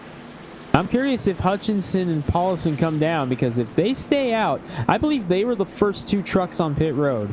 If those 2 stay out, then everyone else trying to take that wave around is not going to be able to make it work. This is going to be... And they do stay out. Wow. Wow, wow, wow. Here comes Hutchinson. They were so far back, they had yet to make it to pit road. They're both coming and down. Paulson too. They're both coming down. Yes, they are. Well, that They gives were an opportunity now to get a lap back or take the wave around. Yeah, that is going to really help. Bill Ross Jr. is going to get the lucky dog into number 17, as he was the first truck 1 lap down. He will receive the lucky dog. But I believe you're going to see a majority of the field stay out here to collect wave arounds. So here's the thing, and we just talked about this. We have the lucky dog, which is the lucky dog. If there is a caution, the first car lap down goes back on the lead lap. The lucky dog, the free pass is what they call it today. The wave around is giving to any car a lap down or more that neglects to come down to the pit lane, decide to nullify coming to the pit lane. When the pace car gets the 1 to go indication, they're allowed to one of their laps back. I pass the pace car, and then Greg, they have to go back at speed to run back down the tail end of the field. So it's kind of a lose. It's a win-lose if you take that wave around. But honestly, we're going to see drivers do this because they've got no choice in the matter. They got to get back on the lead lap. You're going to see a lot of drivers do it as well, because they had already been on pit road, starting from Eric Cheney on back all the way to James Vining. No, Frank Harris in the number 11. 9th to 22nd are taking wave arounds to get themselves back on the lead. Just wait for it. Wait for it when you see it. You'll see it at 1 to go, and you'll see everybody start speeding up. 13 trucks taking the wave around on those. 13 of them going to take the wave around to get themselves back on the lead lap. And here's the thing, Wesley. That means and they got to wait for 1 to go, right? They got to wait for the 1 to go. And here's you'll see them. Here's the other thing. Them staying out, they're on older tires. These leaders right here, they're on the freshest tires on the racetrack right now, because they pitted under this caution. So, yes, they're going to get the lap back, but the leaders are on much, much fresher tires than, say, Eric Cheney, who was one of the first ones down pit road. And then if you remember the famous line from Days of Thunder to Harry Hogg to Cole Trickle, Cole, you better be at max speed when the green flag drops, because literally they are going to have to make an entire revolution around the track to catch the tail end of the field before the pace car drops onto the pit lane. So you see Casey Garber, he's out in front. I want us to really kind of follow the front row and behind the pace car, because in a few moments you're going to see 1 to go, and when the field gets the 1 to go indication, you're going to watch everybody start flying by. And there you see them. They've already got it. There they are. They're taking it now. And back on the lead lap they go. You see them. How many, Greg? 14, 15? 13 of them. 1-3. 13 trucks taking the wave around for this one. That includes Sean Brightsman, Eric Cheney, Dan West Jr., Jeff Stabnow, Corey Walters, Carl Burke, Jared Wakefield, Dan Lowther, Casey Tillman, James Thurston, Dennis Moore, James Vining, and Frank Harris, possibly Kim. Nope, that's it. Harris was the last one. Okay, he's the last one. Okay. Well, there you go. So now we cycle back around with now 20 trucks back on the lead lap. 20 trucks back to the lead lap as we are approaching lap 100. 69 laps to go. It'll be 68 remaining as the pace car drops onto the pit lane.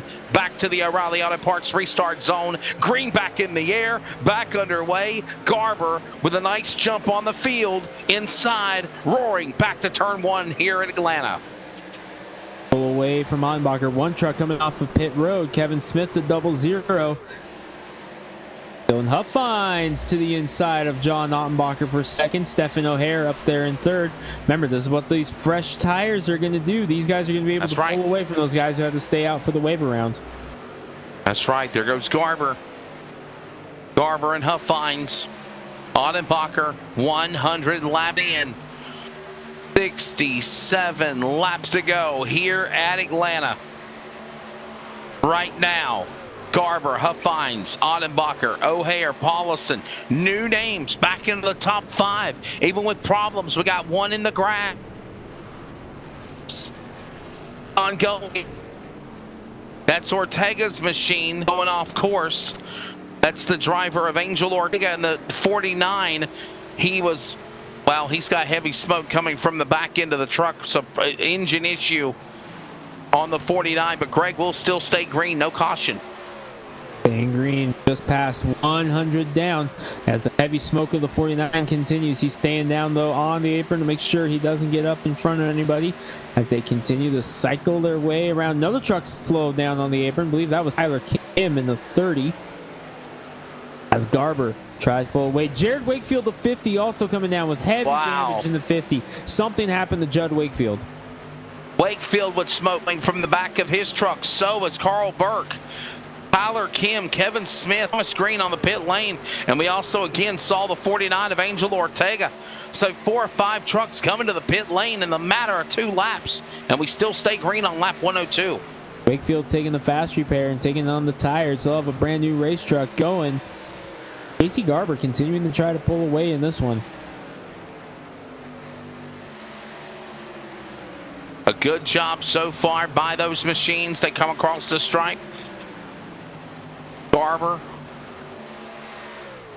Greg, I don't think, has Casey Garber won a truck race on the Northwest Series? No. I don't think he has.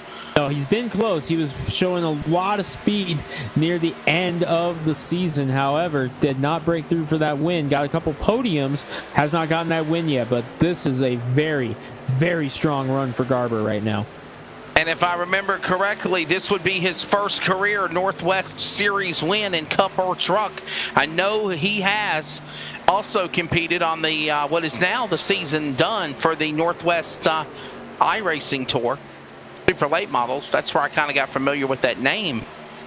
But nonetheless, man, Casey Garber from Greg's neck of the woods, Spokane, Washington. They're going to have a party tonight with Greg and his family and the Garber bunch. If he pulls this off and wins, they're right in the same neck of the woods of one another. Lap 105, Garber back to 1. He's in his own world right now, almost 1.3 seconds back to second, and Stephen O'Hare. That 94 is strong on the short run. He's strong on the long run. That number 94 has some speed right now. The only truck I've seen so far that really I thought could contend with him was Bill Ross Jr. in the number 17, and he's mired back in traffic right now as you watch the battle going on here. O'Hare getting around Huffines for the second spot. But man, I thought long run, I was watching, it was looking like it was going to shape up between Garber and Ross. Bill Ross Jr. mired in traffic right now in the number 17, not helping his cause as O'Hare tries to rally up on the second spot right now. But boy, Casey Garber right now on cruise control, coming to 60 laps to go this time. 60 remaining. And a good run continues for Garber. Garber's teammate, Fatback Bryce Clark, coming down pit road. He's 4 laps down, make it 5 this time. Disappointing night for the 93 of Clark. Wakefield back on track, laps down. There's Clark, who we were just talking about on the pit lane. I think he missed his pit stall. Well, yeah, he missed his pit stall. Wow. He's going to have to come back around again, and a lot of damage on the 93. Tough luck for Fatback. And you can't make these mistakes on the pit lane like that, Greg. It will cost you. Wow, his teammate Garber pulling away. Briar Reynolds, the third member of that operation, kind of pinned 1 lap down right now. But Reynolds is in the mix for the Lucky Dog spot right now. It's between him and Roy Grande right now. There's about 2 seconds of separation between Reynolds and Grande, maybe a little bit less. So they are locked in the battle for the Lucky Dog right now. Watch him come out. See what happens here. Wow. Side, watching this battle. There's Bill Ross outside. Open up the door. Here's this nice battle between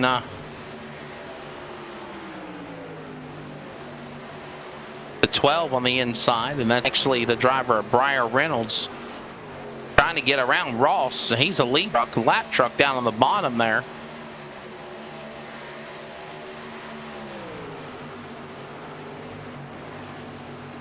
Garber in his own world leading the way. They're side by side there, but Reynolds and Ross right there. Outstanding run for Casey Garber right now in that number 94. The battle continuing for second right now. Actually, third is heating up as Ottenbacher catching up to Dylan Huffines right now. Stephen O'Hare pulling away from them. Then it's about a second back to Stephen Paulison, Daytona Cup winner in the 58. New look on board the number 58 this season. He's got Sinclair on board this year. The Ottenbacher battling it out with Huffines. This is for third on the track. Final spot on the podium in this battle right now between Huffines and Ottenbacher.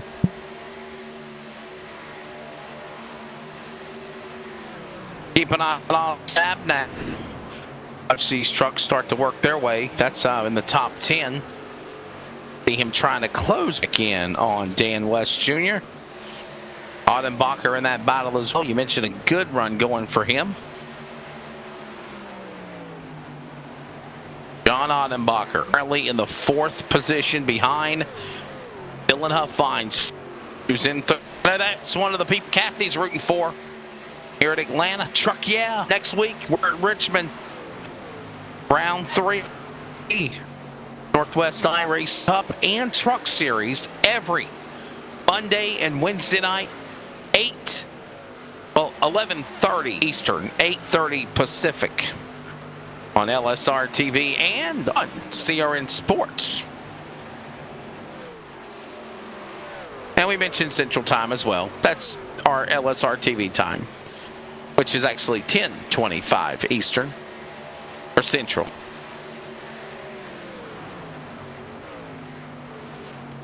All right, Greg. Settling in here. Casey Garber out in front. Stephen O'Hare in second. Dylan Huffines third. There's Sean Breitzman. Comfortable day for him. He's up 10 spots from where he started. He's in 7th right now. Playing possum with the field. He's now on trying to run down Dylan Huffines out of. Ottenbacher trying to close in on Huffines and reel him in. But as you mentioned, Breitzman creeping up. But I think he's going to need a little bit more help in that 46 truck to really get up there and contend with Garber and O'Hare and company. He's been creeping up slowly but surely in that 46, but man, I just don't know as you continue to watch Ottenbacher and Huffines battle it out right now for the 3rd spot. Best battle on the racetrack right now.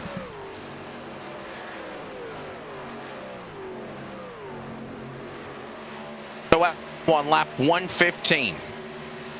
Casey Garber out in front. He's looking another first-time winner on the Northwest Series. All that happened Monday night with the victory for Lake Peterson.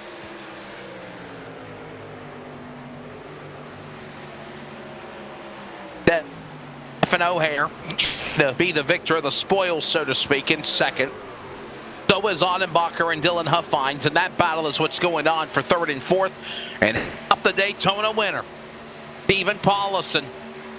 He's now on the truck, up 24 spots, Greg. Problems and all, he's in the top 5. Nice recovery for Paulison in the 58. Getting caught up in that accident a little bit before halfway. Had a nice recovery in the Sinclair Toyota, trying to charge his way back up and be there at the end, looking for his first truck win of the season, but got that win at Daytona in the Cup cars to start it off. Big win for Paulison. Ottenbacher has finally gotten around Dylan Huffines in that number 89 to move on to the podium now in the 3rd spot. But work to do if he wants to get up there to Garber.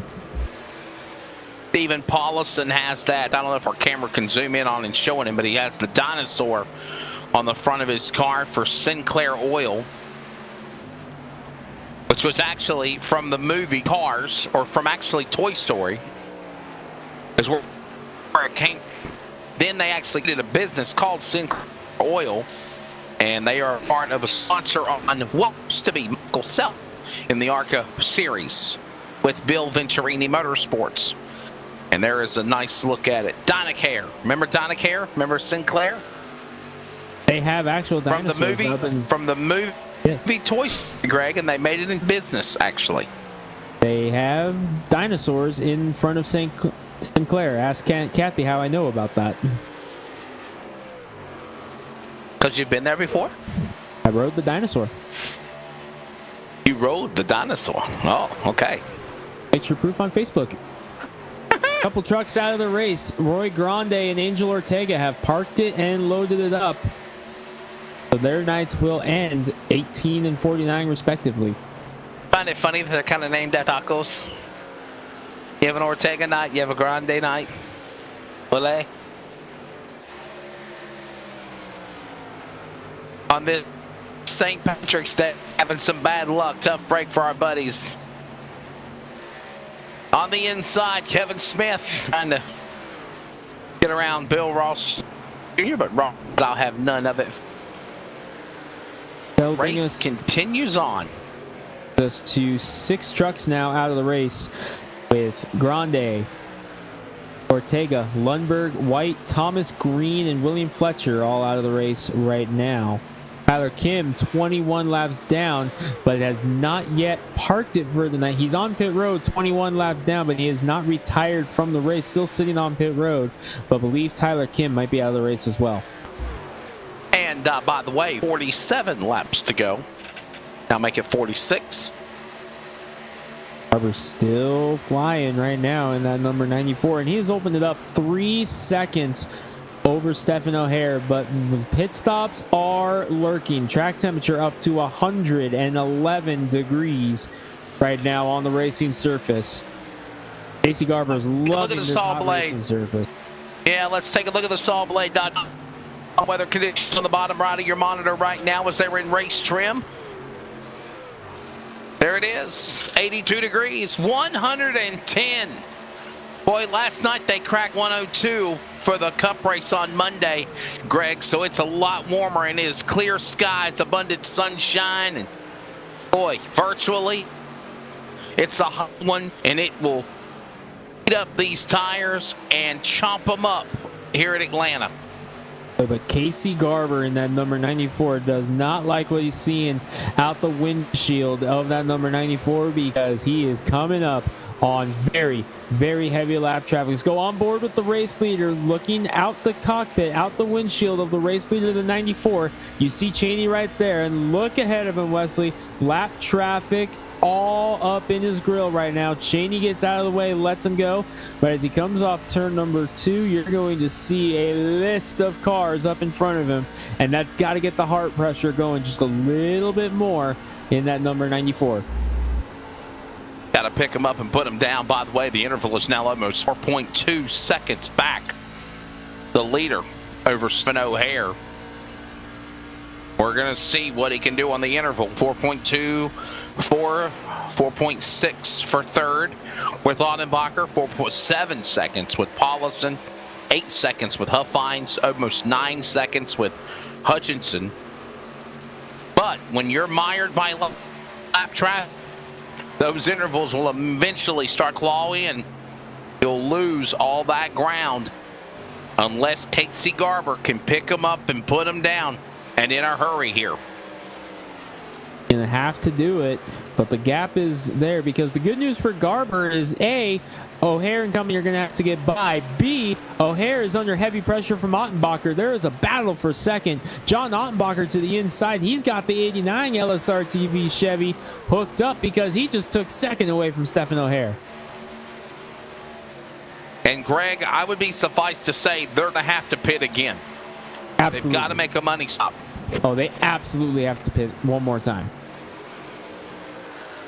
Question is when. And now And look at 40 this. They're laps to starting to go. catch a cloud. They're starting to catch a cloud now, Wesley. That's going to cool the track off just a little bit. It's already down to 107. Track temp is dropping as Garber begins to try to pick his way through traffic. It's amazing how that cloud cover can really, just change the effects of the cars and the trucks on the track, the temperature, the track temp, be a major factor in this race. We're coming up on under 40 laps to go now. Working lap number 128 completed. Garber almost got into some trouble there trying to get around Stussy. And there are trucks coming off pit road as well. The short pit strategy beginning to creep up now. Trucks are beginning to make their way off pit road. The Caden Anderson trucks. Anderson in and out off of pit road in the 37. We stay green. Anderson broke loose big time. Trucks are on pit road, Wesley. Here we go. Final round of pit stops underway. Jeff Stabnow is on the pit lane. So is Frank Harris on pit road. Troy Daggett, Eric Cheney, Frank Harris, all these names we mentioned. There's Stabnow right there, ready to go for the money stop. And again, this is a cycle of green flag pit stops down the stretch. Bill Ross Jr. is in the 17. Stabnow back out on track.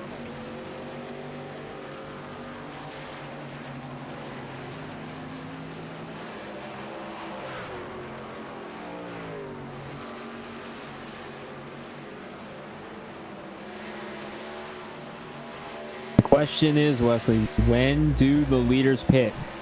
Knew Garber was going to be staying out there long. Remember, he was able to catch a caution for that green flag pit stop last time. How long does he go There this goes time? Ross. Bill Ross is off the pit 17. lane. Here's Corey Walters. He's coming to the pits, the number 9 in 9th position. He'll pit. And Greg, my question is this. Is Ray Fournier's on the pit lane as well? Is Jeff Stabnow and these other guys that pitted early, do they have a possibility pulling off this upset? It would be very, very tough because that number 94, the 89, 41 and company, they are so stout and they're going to have much, much fresher tires than these guys when it's all cycled through. It's going to take some luck here on the part of, say, Stabnow, Bill Ross Jr. at this point, Casey Tillman in that boat as well. It's going to take some racers' luck for them to pull this one off, the way this race is unfolding in the second half. God, Hutchinson is in on the pit lane. Just more. Sean Breitzman, 44 green flag pit stops. And remember, the last time we had a cycle of green flag pit stops, Greg, before they ended, we had a caution flag. Dan Lowther now on the pit lane in 63.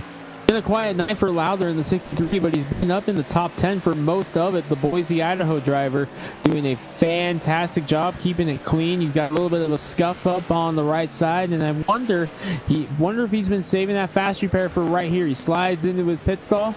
Got it. Fast repair right there. 63 coming out with a brand new race truck for the final run. Boy, oh boy. Katie bar the door for Dan Lowther. He is ready for him at all costs. There's the leader still. Casey Garber. Dan Lowther still on the pit lane. Here comes the cavalry roaring by off 4. I'm keeping my eyes Dan on the 89 Lowther with a fast Wattenbacher. repair, and he's ready for the home stretch of this event.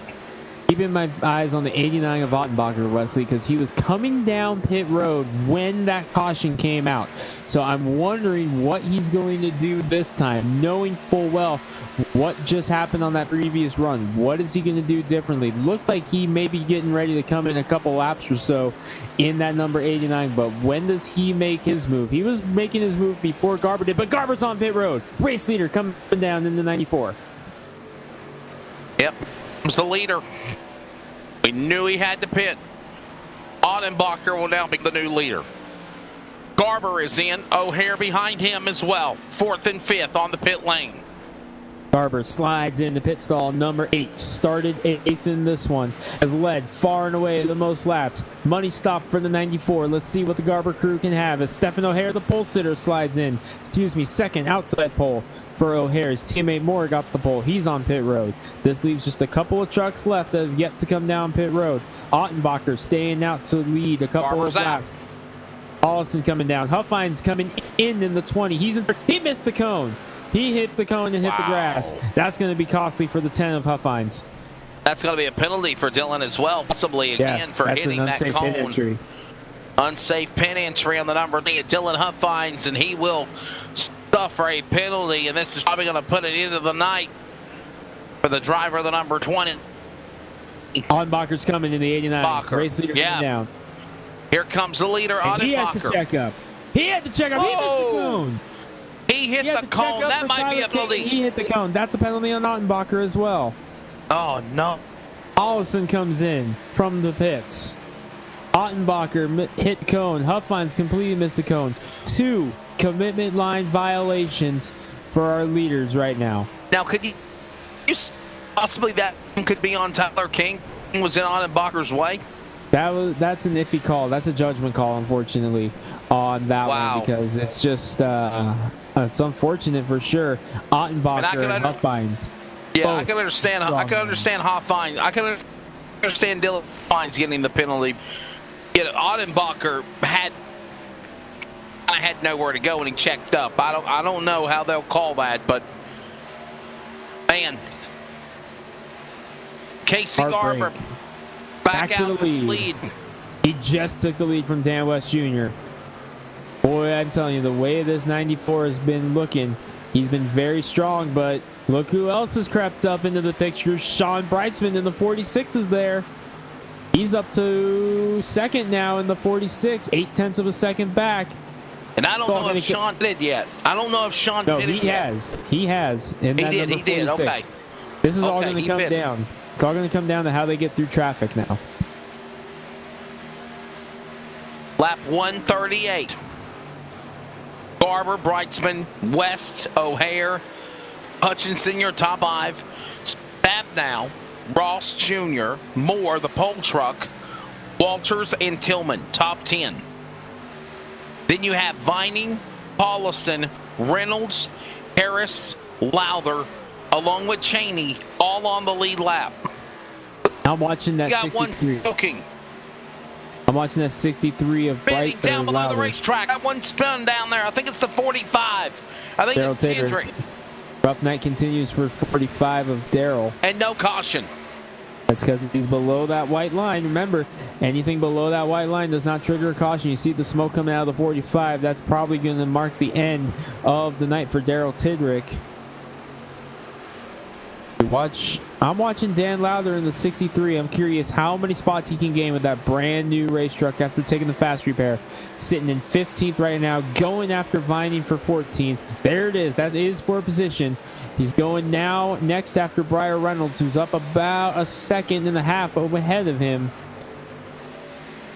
So what can Dan Lowther do? How much ground can the 63 gain? On a very similar setup that Casey Garber's on right now, albeit tweaked to their preference. Garber knows he's got it hooked up, but man, I'm telling you, Dan Lowther, he might be able to get up here, up into the top 10 again. He's already gotten past Reynolds, now trying to track down Paulison, but he's got a ways to go. Catch up to Paulison, as Tillman is next up now for Lowther. So the green flag side pit stops have concluded. We're coming up on 20 laps to go or so. We are going to go side by side for one more quick break. You're not going to miss a lap of the action. You're going to see the action on the other side of the screen. And when we come back, Greg Rent and myself take you to the finish of round 2 of the Northwest iRacing Truck Series from Atlanta. Watching live on LSRTV, and those that are listening at CRN Sports on WeAreCRN.com. The finish when we come back. Here's a look at your Saw Blade top 5. We take you to the final commercial with 20 to go.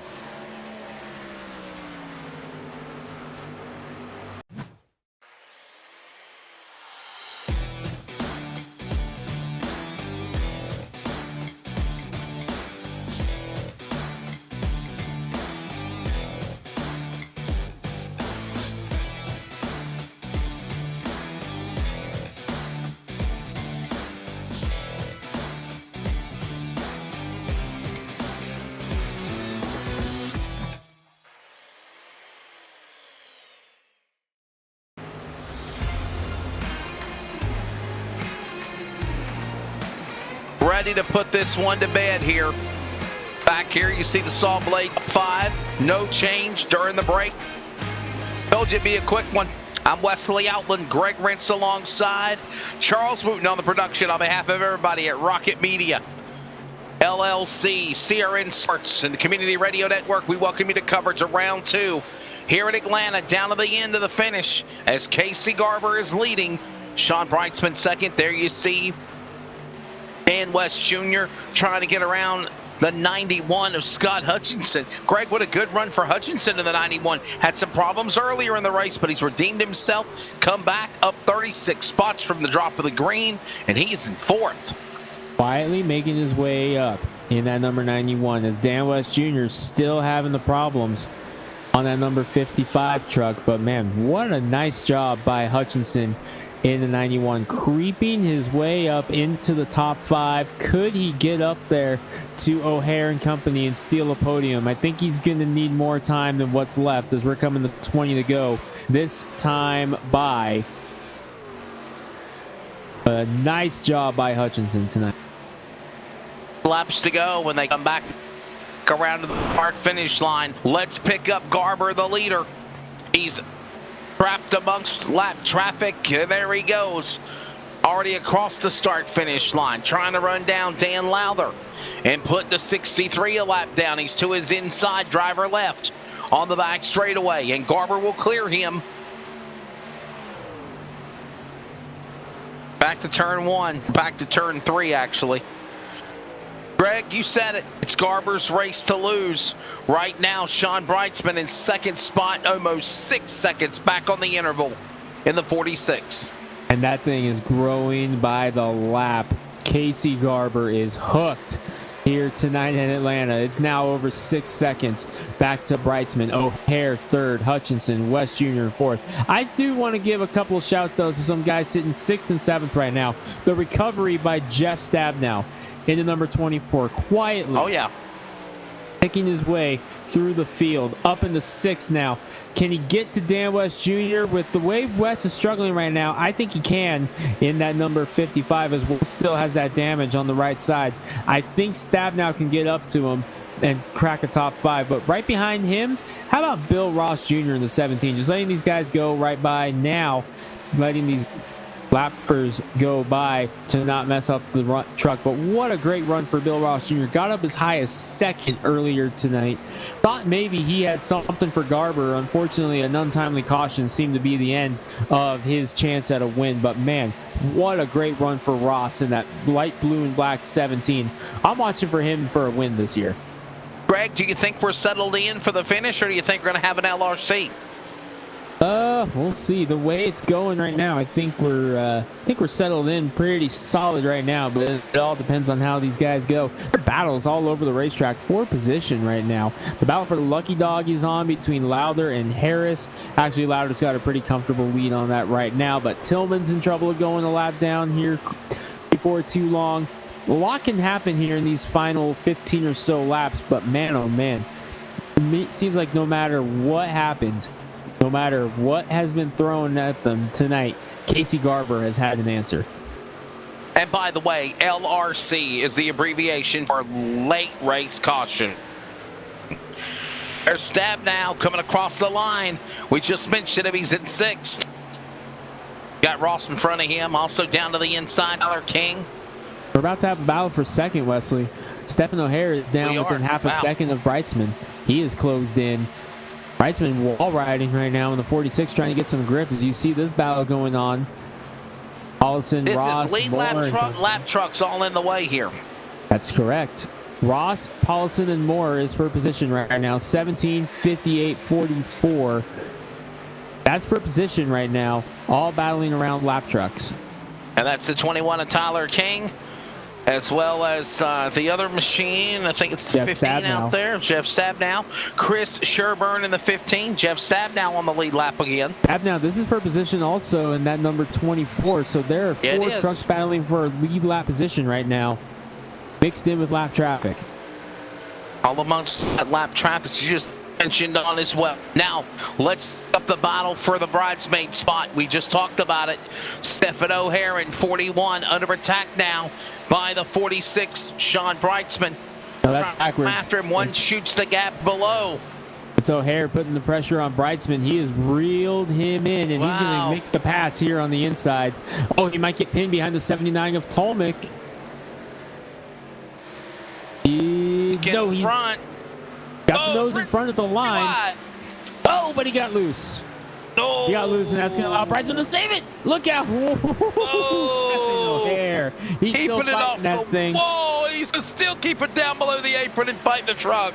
The good news for him here is he has a lot of space before Hutchinson catches up to him to save that thing and get it wound up. But still almost a straightaway back to Hutchinson.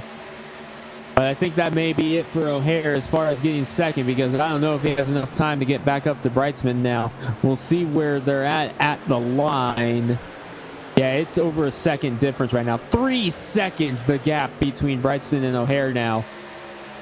But this is all going on 9 seconds behind Casey Garber. Back at a 1 and 2. Laps are continuing to dwindle away here. 12 remaining.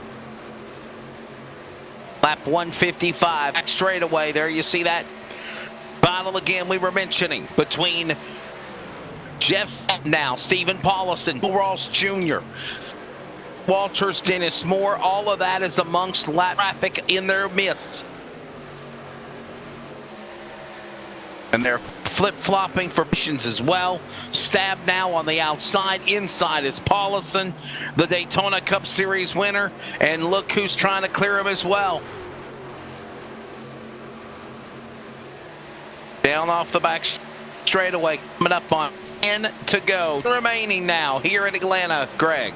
These guys are all chasing down Dan West Jr. as well. They are all closing in on that number 55. Paulson has gotten around Stab now. Clears him off of 4 finally. And I think he's going to be able to catch up to West Jr. before too long, because he's still got that damage on the 55. Paulison, Stab now and company, they are closing in on Stab now. They might all be able to break through. This might turn into a battle for a top 5 before the end of this one. Yeah, this possibly could, as it is brewing down the home stretch, if you will. Dan Stussy has loaded it up in the number 78. He's done for the night. He will finish. Another bad night for Stussy. See where he winds up. Looks like with the amount of laps remaining, he's going to finish 32nd, maybe 33rd if Bryce Clark can get up there. No, Bryce Clark also on pit road, done for the night. So Dan Stussy will finish in the 32nd position. 9 laps to go in Atlanta. Round 3 next week at Richmond for the Cup and the Truck Series at Monday night. Garber is in the catbird seat. The interval now 10 seconds back to Sean Breitzman. O'Hare falling back 13 seconds in third. 18 seconds back to Hutchinson. West is 28 seconds back, or 20 seconds back.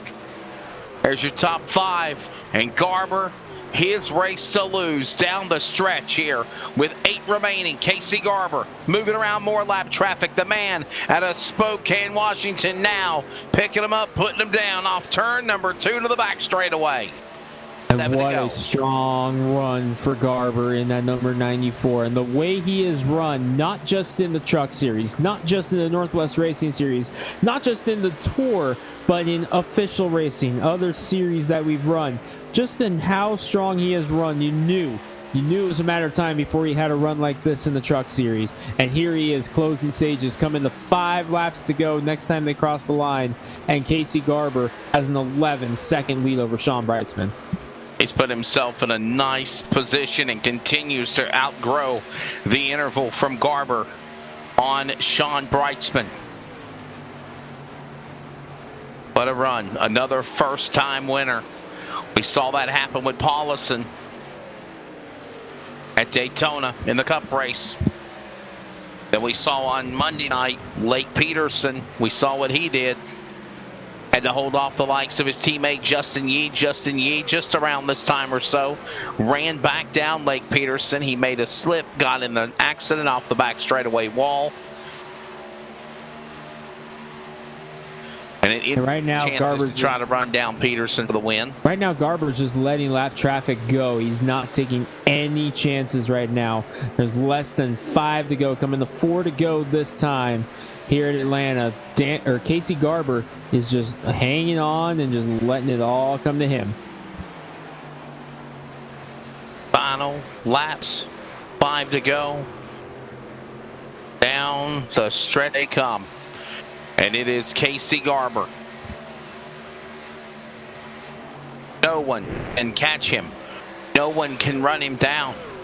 Brightsman, there he is in that second spot in the number 46 machine. He got around O'Hare, and that's a solid day for the 46 machine. The driver, originally from Puyallup, Washington, now calls Tucson, Arizona home. 4 laps to go. Now make 3 to go at the stripe for Garber. Brightsman, O'Hare, top 3, back to 1. Brightsman was so quiet tonight. Started 25th, just gradually chipped and chipped and chipped away. And here he is in the second spot at the end of it with a 2 second advantage over Stephen O'Hare in the 41 closing stages. Fantastic work by Brightsman in the 46. But man, they have all been chasing that number 94 with just 3 laps to go. There's going to be a lot of Jack Daniels going on here this weekend with Casey Garber as he is coming down the backstretch. He's going to see the white flag this time. Now he'll work his way in to turn number 3 and 4. He's in his own world. The interval continues to grow now, but almost 14 seconds. Exiting turn 4 through the dog leg to the white flag. The CRN, 1 to go. Casey Garber from Spokane, Washington, my colleague's hometown, in turn 1 for the final time.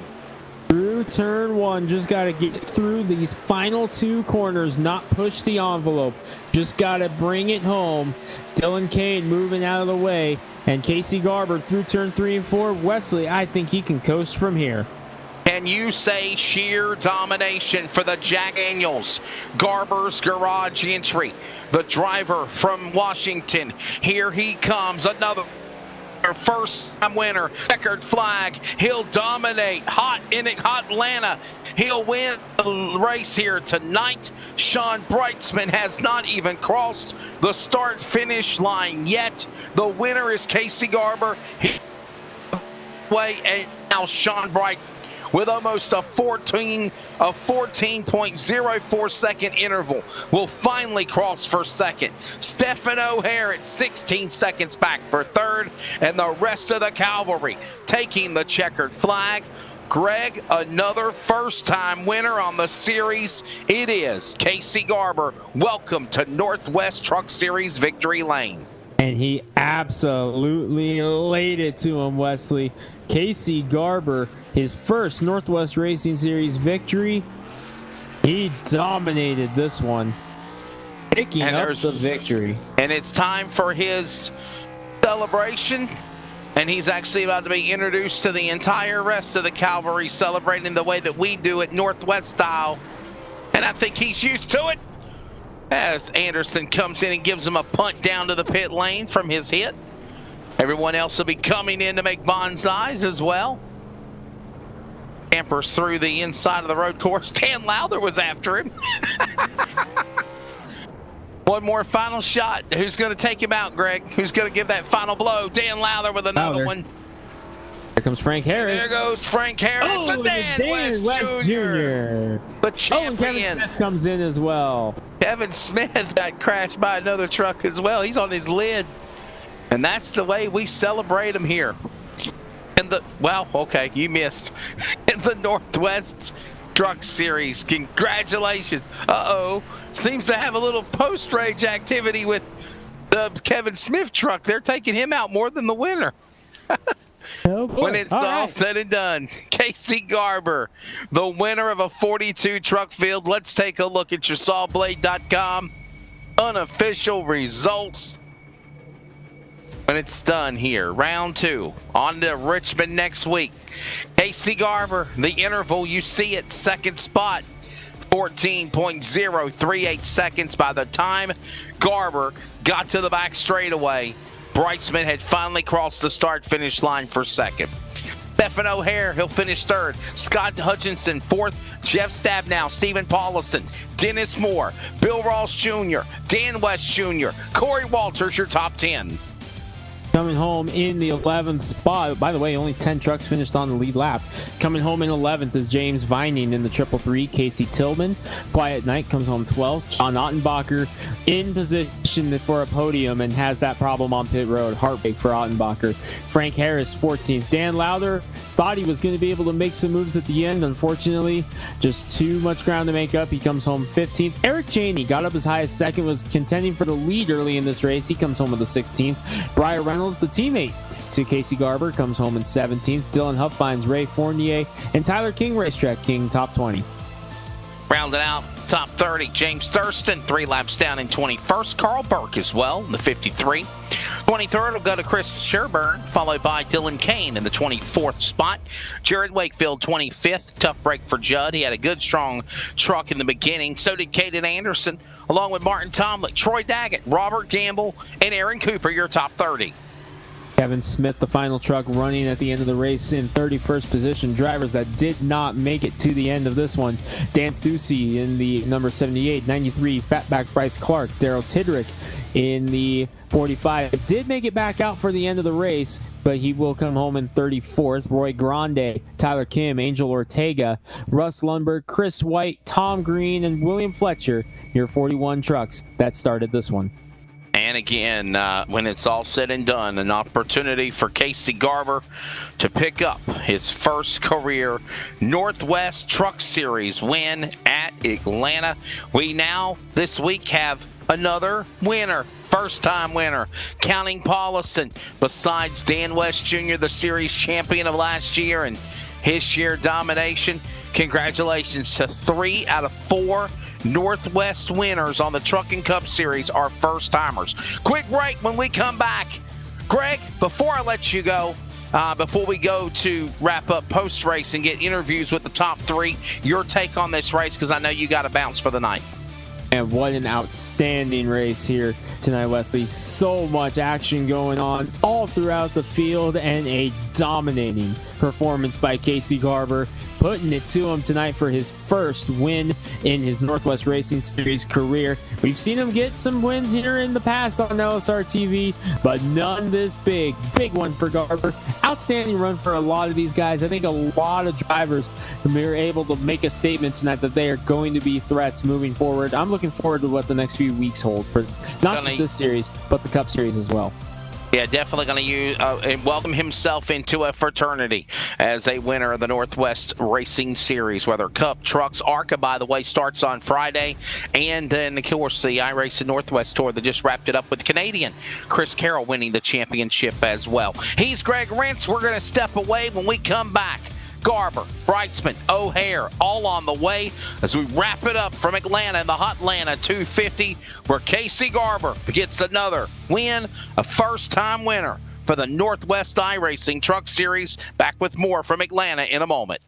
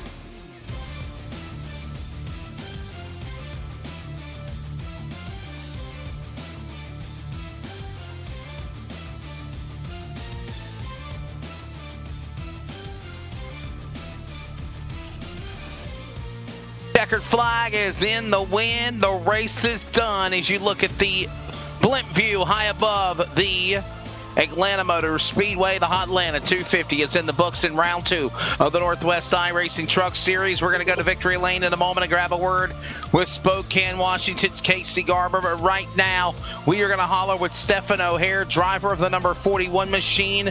Stephen, race that, can we say was very interesting. You had a couple of shots of getting this win, but you settled on the podium for third. And I have to say this is a good turnaround for you in what's been kind of a up and down roller coaster season in years past.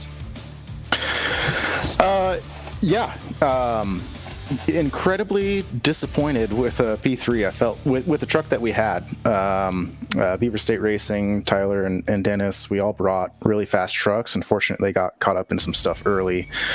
But with that said, Casey was on rails. Super fast truck. I really felt like I'd be able to start chipping away at that lead because he was so quick. But I didn't have a chance. So congrats to Casey.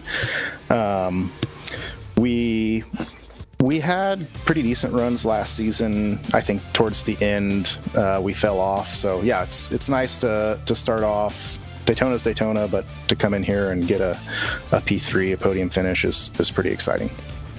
Definitely, for sure. Well, would you have done anything different? Was it the cycle of green flag pit stops at the race that changed it? What was the deal that kind of put you mired back for third? I mean, honestly, Casey just was driving the wheels off that thing, so I'm not sure what I could have done to beat him. In terms of the race, it was kind of erratic with the cautions and then green flag runs. But I don't think really there was anything I could do to beat Casey. He earned this one in dominant fashion. Well, before we let you go, bud, thank your sponsors, and we'll see you next week at Richmond. Hey, yeah, hopefully, we can mirror this or better it there at Richmond. But definitely got to thank American Touch-Up Paints, Nicole Bryan Photography, and Peels. Great supporters, getting more and more involved with the league. So that's great. Northwest Racing Series. We've had great turnouts, great racing. It's a lot of fun. It's exciting to be frustrated with a third place finish, but that's just a testament to the competition. It's great. Really, really excited to be involved with the league. Excited to have our supporters, and hopefully we can get those viewers for LSRTV. The 33-year-old for Beaver State Racing in his Ford from Grants Pass, Oregon. Stephen O'Hare, the 41. He will finish in the number 3 position. Second spot in the race is going to go to the driver of the number 46, defending Northwest Cup Series champion, originally from Puyallup, Washington, now residing out of Tucson, Arizona, and that is the driver of Mr. Sean Brightsman. Sean Brightsman will settle for the podium. Sean, your take of the race, like I was talking with Stefan, you had to get around Stefan for second. Did you just run out of time to run down Garber for the win? Are you happy with second place tonight? Oh, Wes, I'm thrilled with second place. I probably should have been third or fourth place. Stefan had me covered, and we went 3 wide past a lap car, and it looked like he got a little loose, moving down to the low line or in the dog leg, so quad oval, I should say. He should have easily had second there. Don't think he would have caught Casey, but Casey was bad fast tonight and deserved that win. So big congrats to him. But I am just absolutely thrilled to get a second place out of tonight. I've had a up and down race. Yeah, I was going to say that. It was kind of a race that definitely seemed like it had its highs and lows. And I don't mean that in a bad way, but it seemed like, we think there's a long green flag run, and then pit stops, half bang, there's a caution. People get mired back. They had to take the wave around to try to get back on the lead lap. And then this battle of cat and mouse continuing here, and then down to the end with such sheer domination by Case Garb. Did it seem like halfway he was the truck to beat? You knew you had to get around 94. For me, I honestly didn't know who was leading half the time, to be honest. When I got that one decent, or actually I think we had 2 decent green flag runs, I finally got a chance to see who was leading, and I never really made any ground on him. So I knew he was going to be fast and one of the ones to beat for sure, as well as Stefan in the 41 machine. All right, man. Thank your sponsors. Always good talking with you, Sean Brightsman. Appreciate it. Just got to thank Bright's Boutique. Check us out at Etsy shop, Bright's Boutique. Central Welding Supply, Northwest Racing Series, LSRTV, and our teammates at the Good Guys group. We do work on the setups. This wasn't one of the weeks, but appreciate everything they do, and we look forward to next week. Thanks, Wes. And when it's all said and done, the man out of Tucson, Arizona for Team LSRTV, Sean Brightsman, runner-up tonight here at Atlanta. To victory lane we go. From Spokane, Washington, another first-time winner on the series, the driver of the number 94, 32 years old in the Garber's Garage Ford. Welcome to victory lane to the Northwest, Casey Garber. Casey, congratulations, bud. Yeah, thanks, man. I had a pretty good truck tonight. I really didn't expect that. I did a little bit of practice last night, but today I kind of just winged it, and about 20 laps in, Briar Reynolds was on the same setup. He said, I think we're pretty good. And I was marching forward, and things just got better and better, and luck fell my way today, I guess. Definitely. One of the things that Greg was talking about at one time in the race was the battle between you and Eric Cheney, and that you guys really bang fenders in real life. What was that like tonight, virtually doing that? Of course, he ended up getting a top 20 and 16th, but at one time you had to get around him to get the win. Yeah, I think he came up to me once, and I held him off on the outside there. I wanted to let him go just to tell him, hey, you led a big race, that's pretty cool. But I fought back on the outside there, and yeah, had a good truck. Well, man, what does it mean to you to obviously we got acquainted with you on the Northwest iRacing Tour presented by Joe's Racing Products for the Super Late Model Program, and started running a couple of the Northwest races at the end of last year, but I think I want to say it's like your 7th race start. You pick up a win. What does this mean to you to now be a part of the virtual iRacing fraternity in the Northwest and being a Truck Series winner, and now to go after Cup? Well, yeah, this has been one to mark off the list for sure. Monkey on my back. Want to get one in the Cup for sure. I feel like I'm pretty good there too, and I usually hit this series at the end when I get laid off, but I'm going to try my hardest to run some more races this year. I really have a good time with all these people. It's stiff competition, and I like the long races. All right, man, before we let go, thank your sponsors on truck number 94. Congratulations again. Yeah, I just want to thank Garber's Garage and Coors Light. And I had a special paint job, Jack Daniels, tonight. Got to thank them, and that's about it. A big win for the driver of the number 94 from Spokane, Washington, from my colleague Greg Rentz's neck of the woods. You going to go knock on Greg Rentz's door? Y'all going to party tonight, or are you going to wait till the weekend? What's the plan? Hopefully he's awake. I'm about to text him right now. There you go. It's a party at my house, they always say. When it's all said and done, Casey Garber, the winner here of the Hot Atlanta 250, round number 2 of the Northwest iRacing Truck Series here tonight. Well, ladies and gentlemen, that is going to wrap up our coverage for the week of the Northwest. We'll be back next Monday night with the Northwest iRacing Cup Series round 3 from Richmond. We go from a super speedway to an intermediate track here at Atlanta to now short track racing at the Action Track in the Commonwealth of Virtual Virginia next Monday night, Richmond. The next broadcast for the Northwest or for LSRTV will be the CRN Outlaw Esports Tour, scheduled for 12 noon Sunday afternoon, featuring racing from, I believe, the Atlanta Motor Speedway, I think is the plan. Atlanta Motor Speedway for the, I just want to check the schedule real quickly, make sure we have it correct. The CRN Outlaw Esports Tour, and we want to make sure which track we have on the schedule coming up next, because that will be actually the next broadcast as well for the, on LSRTV. And all right. It is, believe it or not, coming up this Sunday. We are at Atlanta Motor Speedway. Atlanta Motor Speedway this Sunday, right back here again for the coverage of the CRN Outlaw Esports Tour. So back at Atlanta on Sunday afternoon, and then we'll do the Northwest Series. All that coming up soon. Hey, the American iRacing League, they're coming soon on Monday nights, and if you want to be a part of LSRTV broadcasts, hit up Charles Wooten or Jeff Stabnow at livesimracing.com. We hope you've enjoyed it. It's been a good one. Congratulations to Casey Garber, another first-time winner in the Northwest iRacing Truck Series. For everybody at Rocket Media, Jeff Stabnow, Charles Wooten in production chair, for my colleague and partner Greg Rentz, I'm Wesley Outland. Be good to one another. God bless you all. Happy St. Patty's Day. Hope you've enjoyed our coverage. Thank you for watching. Take care. We'll see you next Monday night. We go short track racing virtually at Richmond.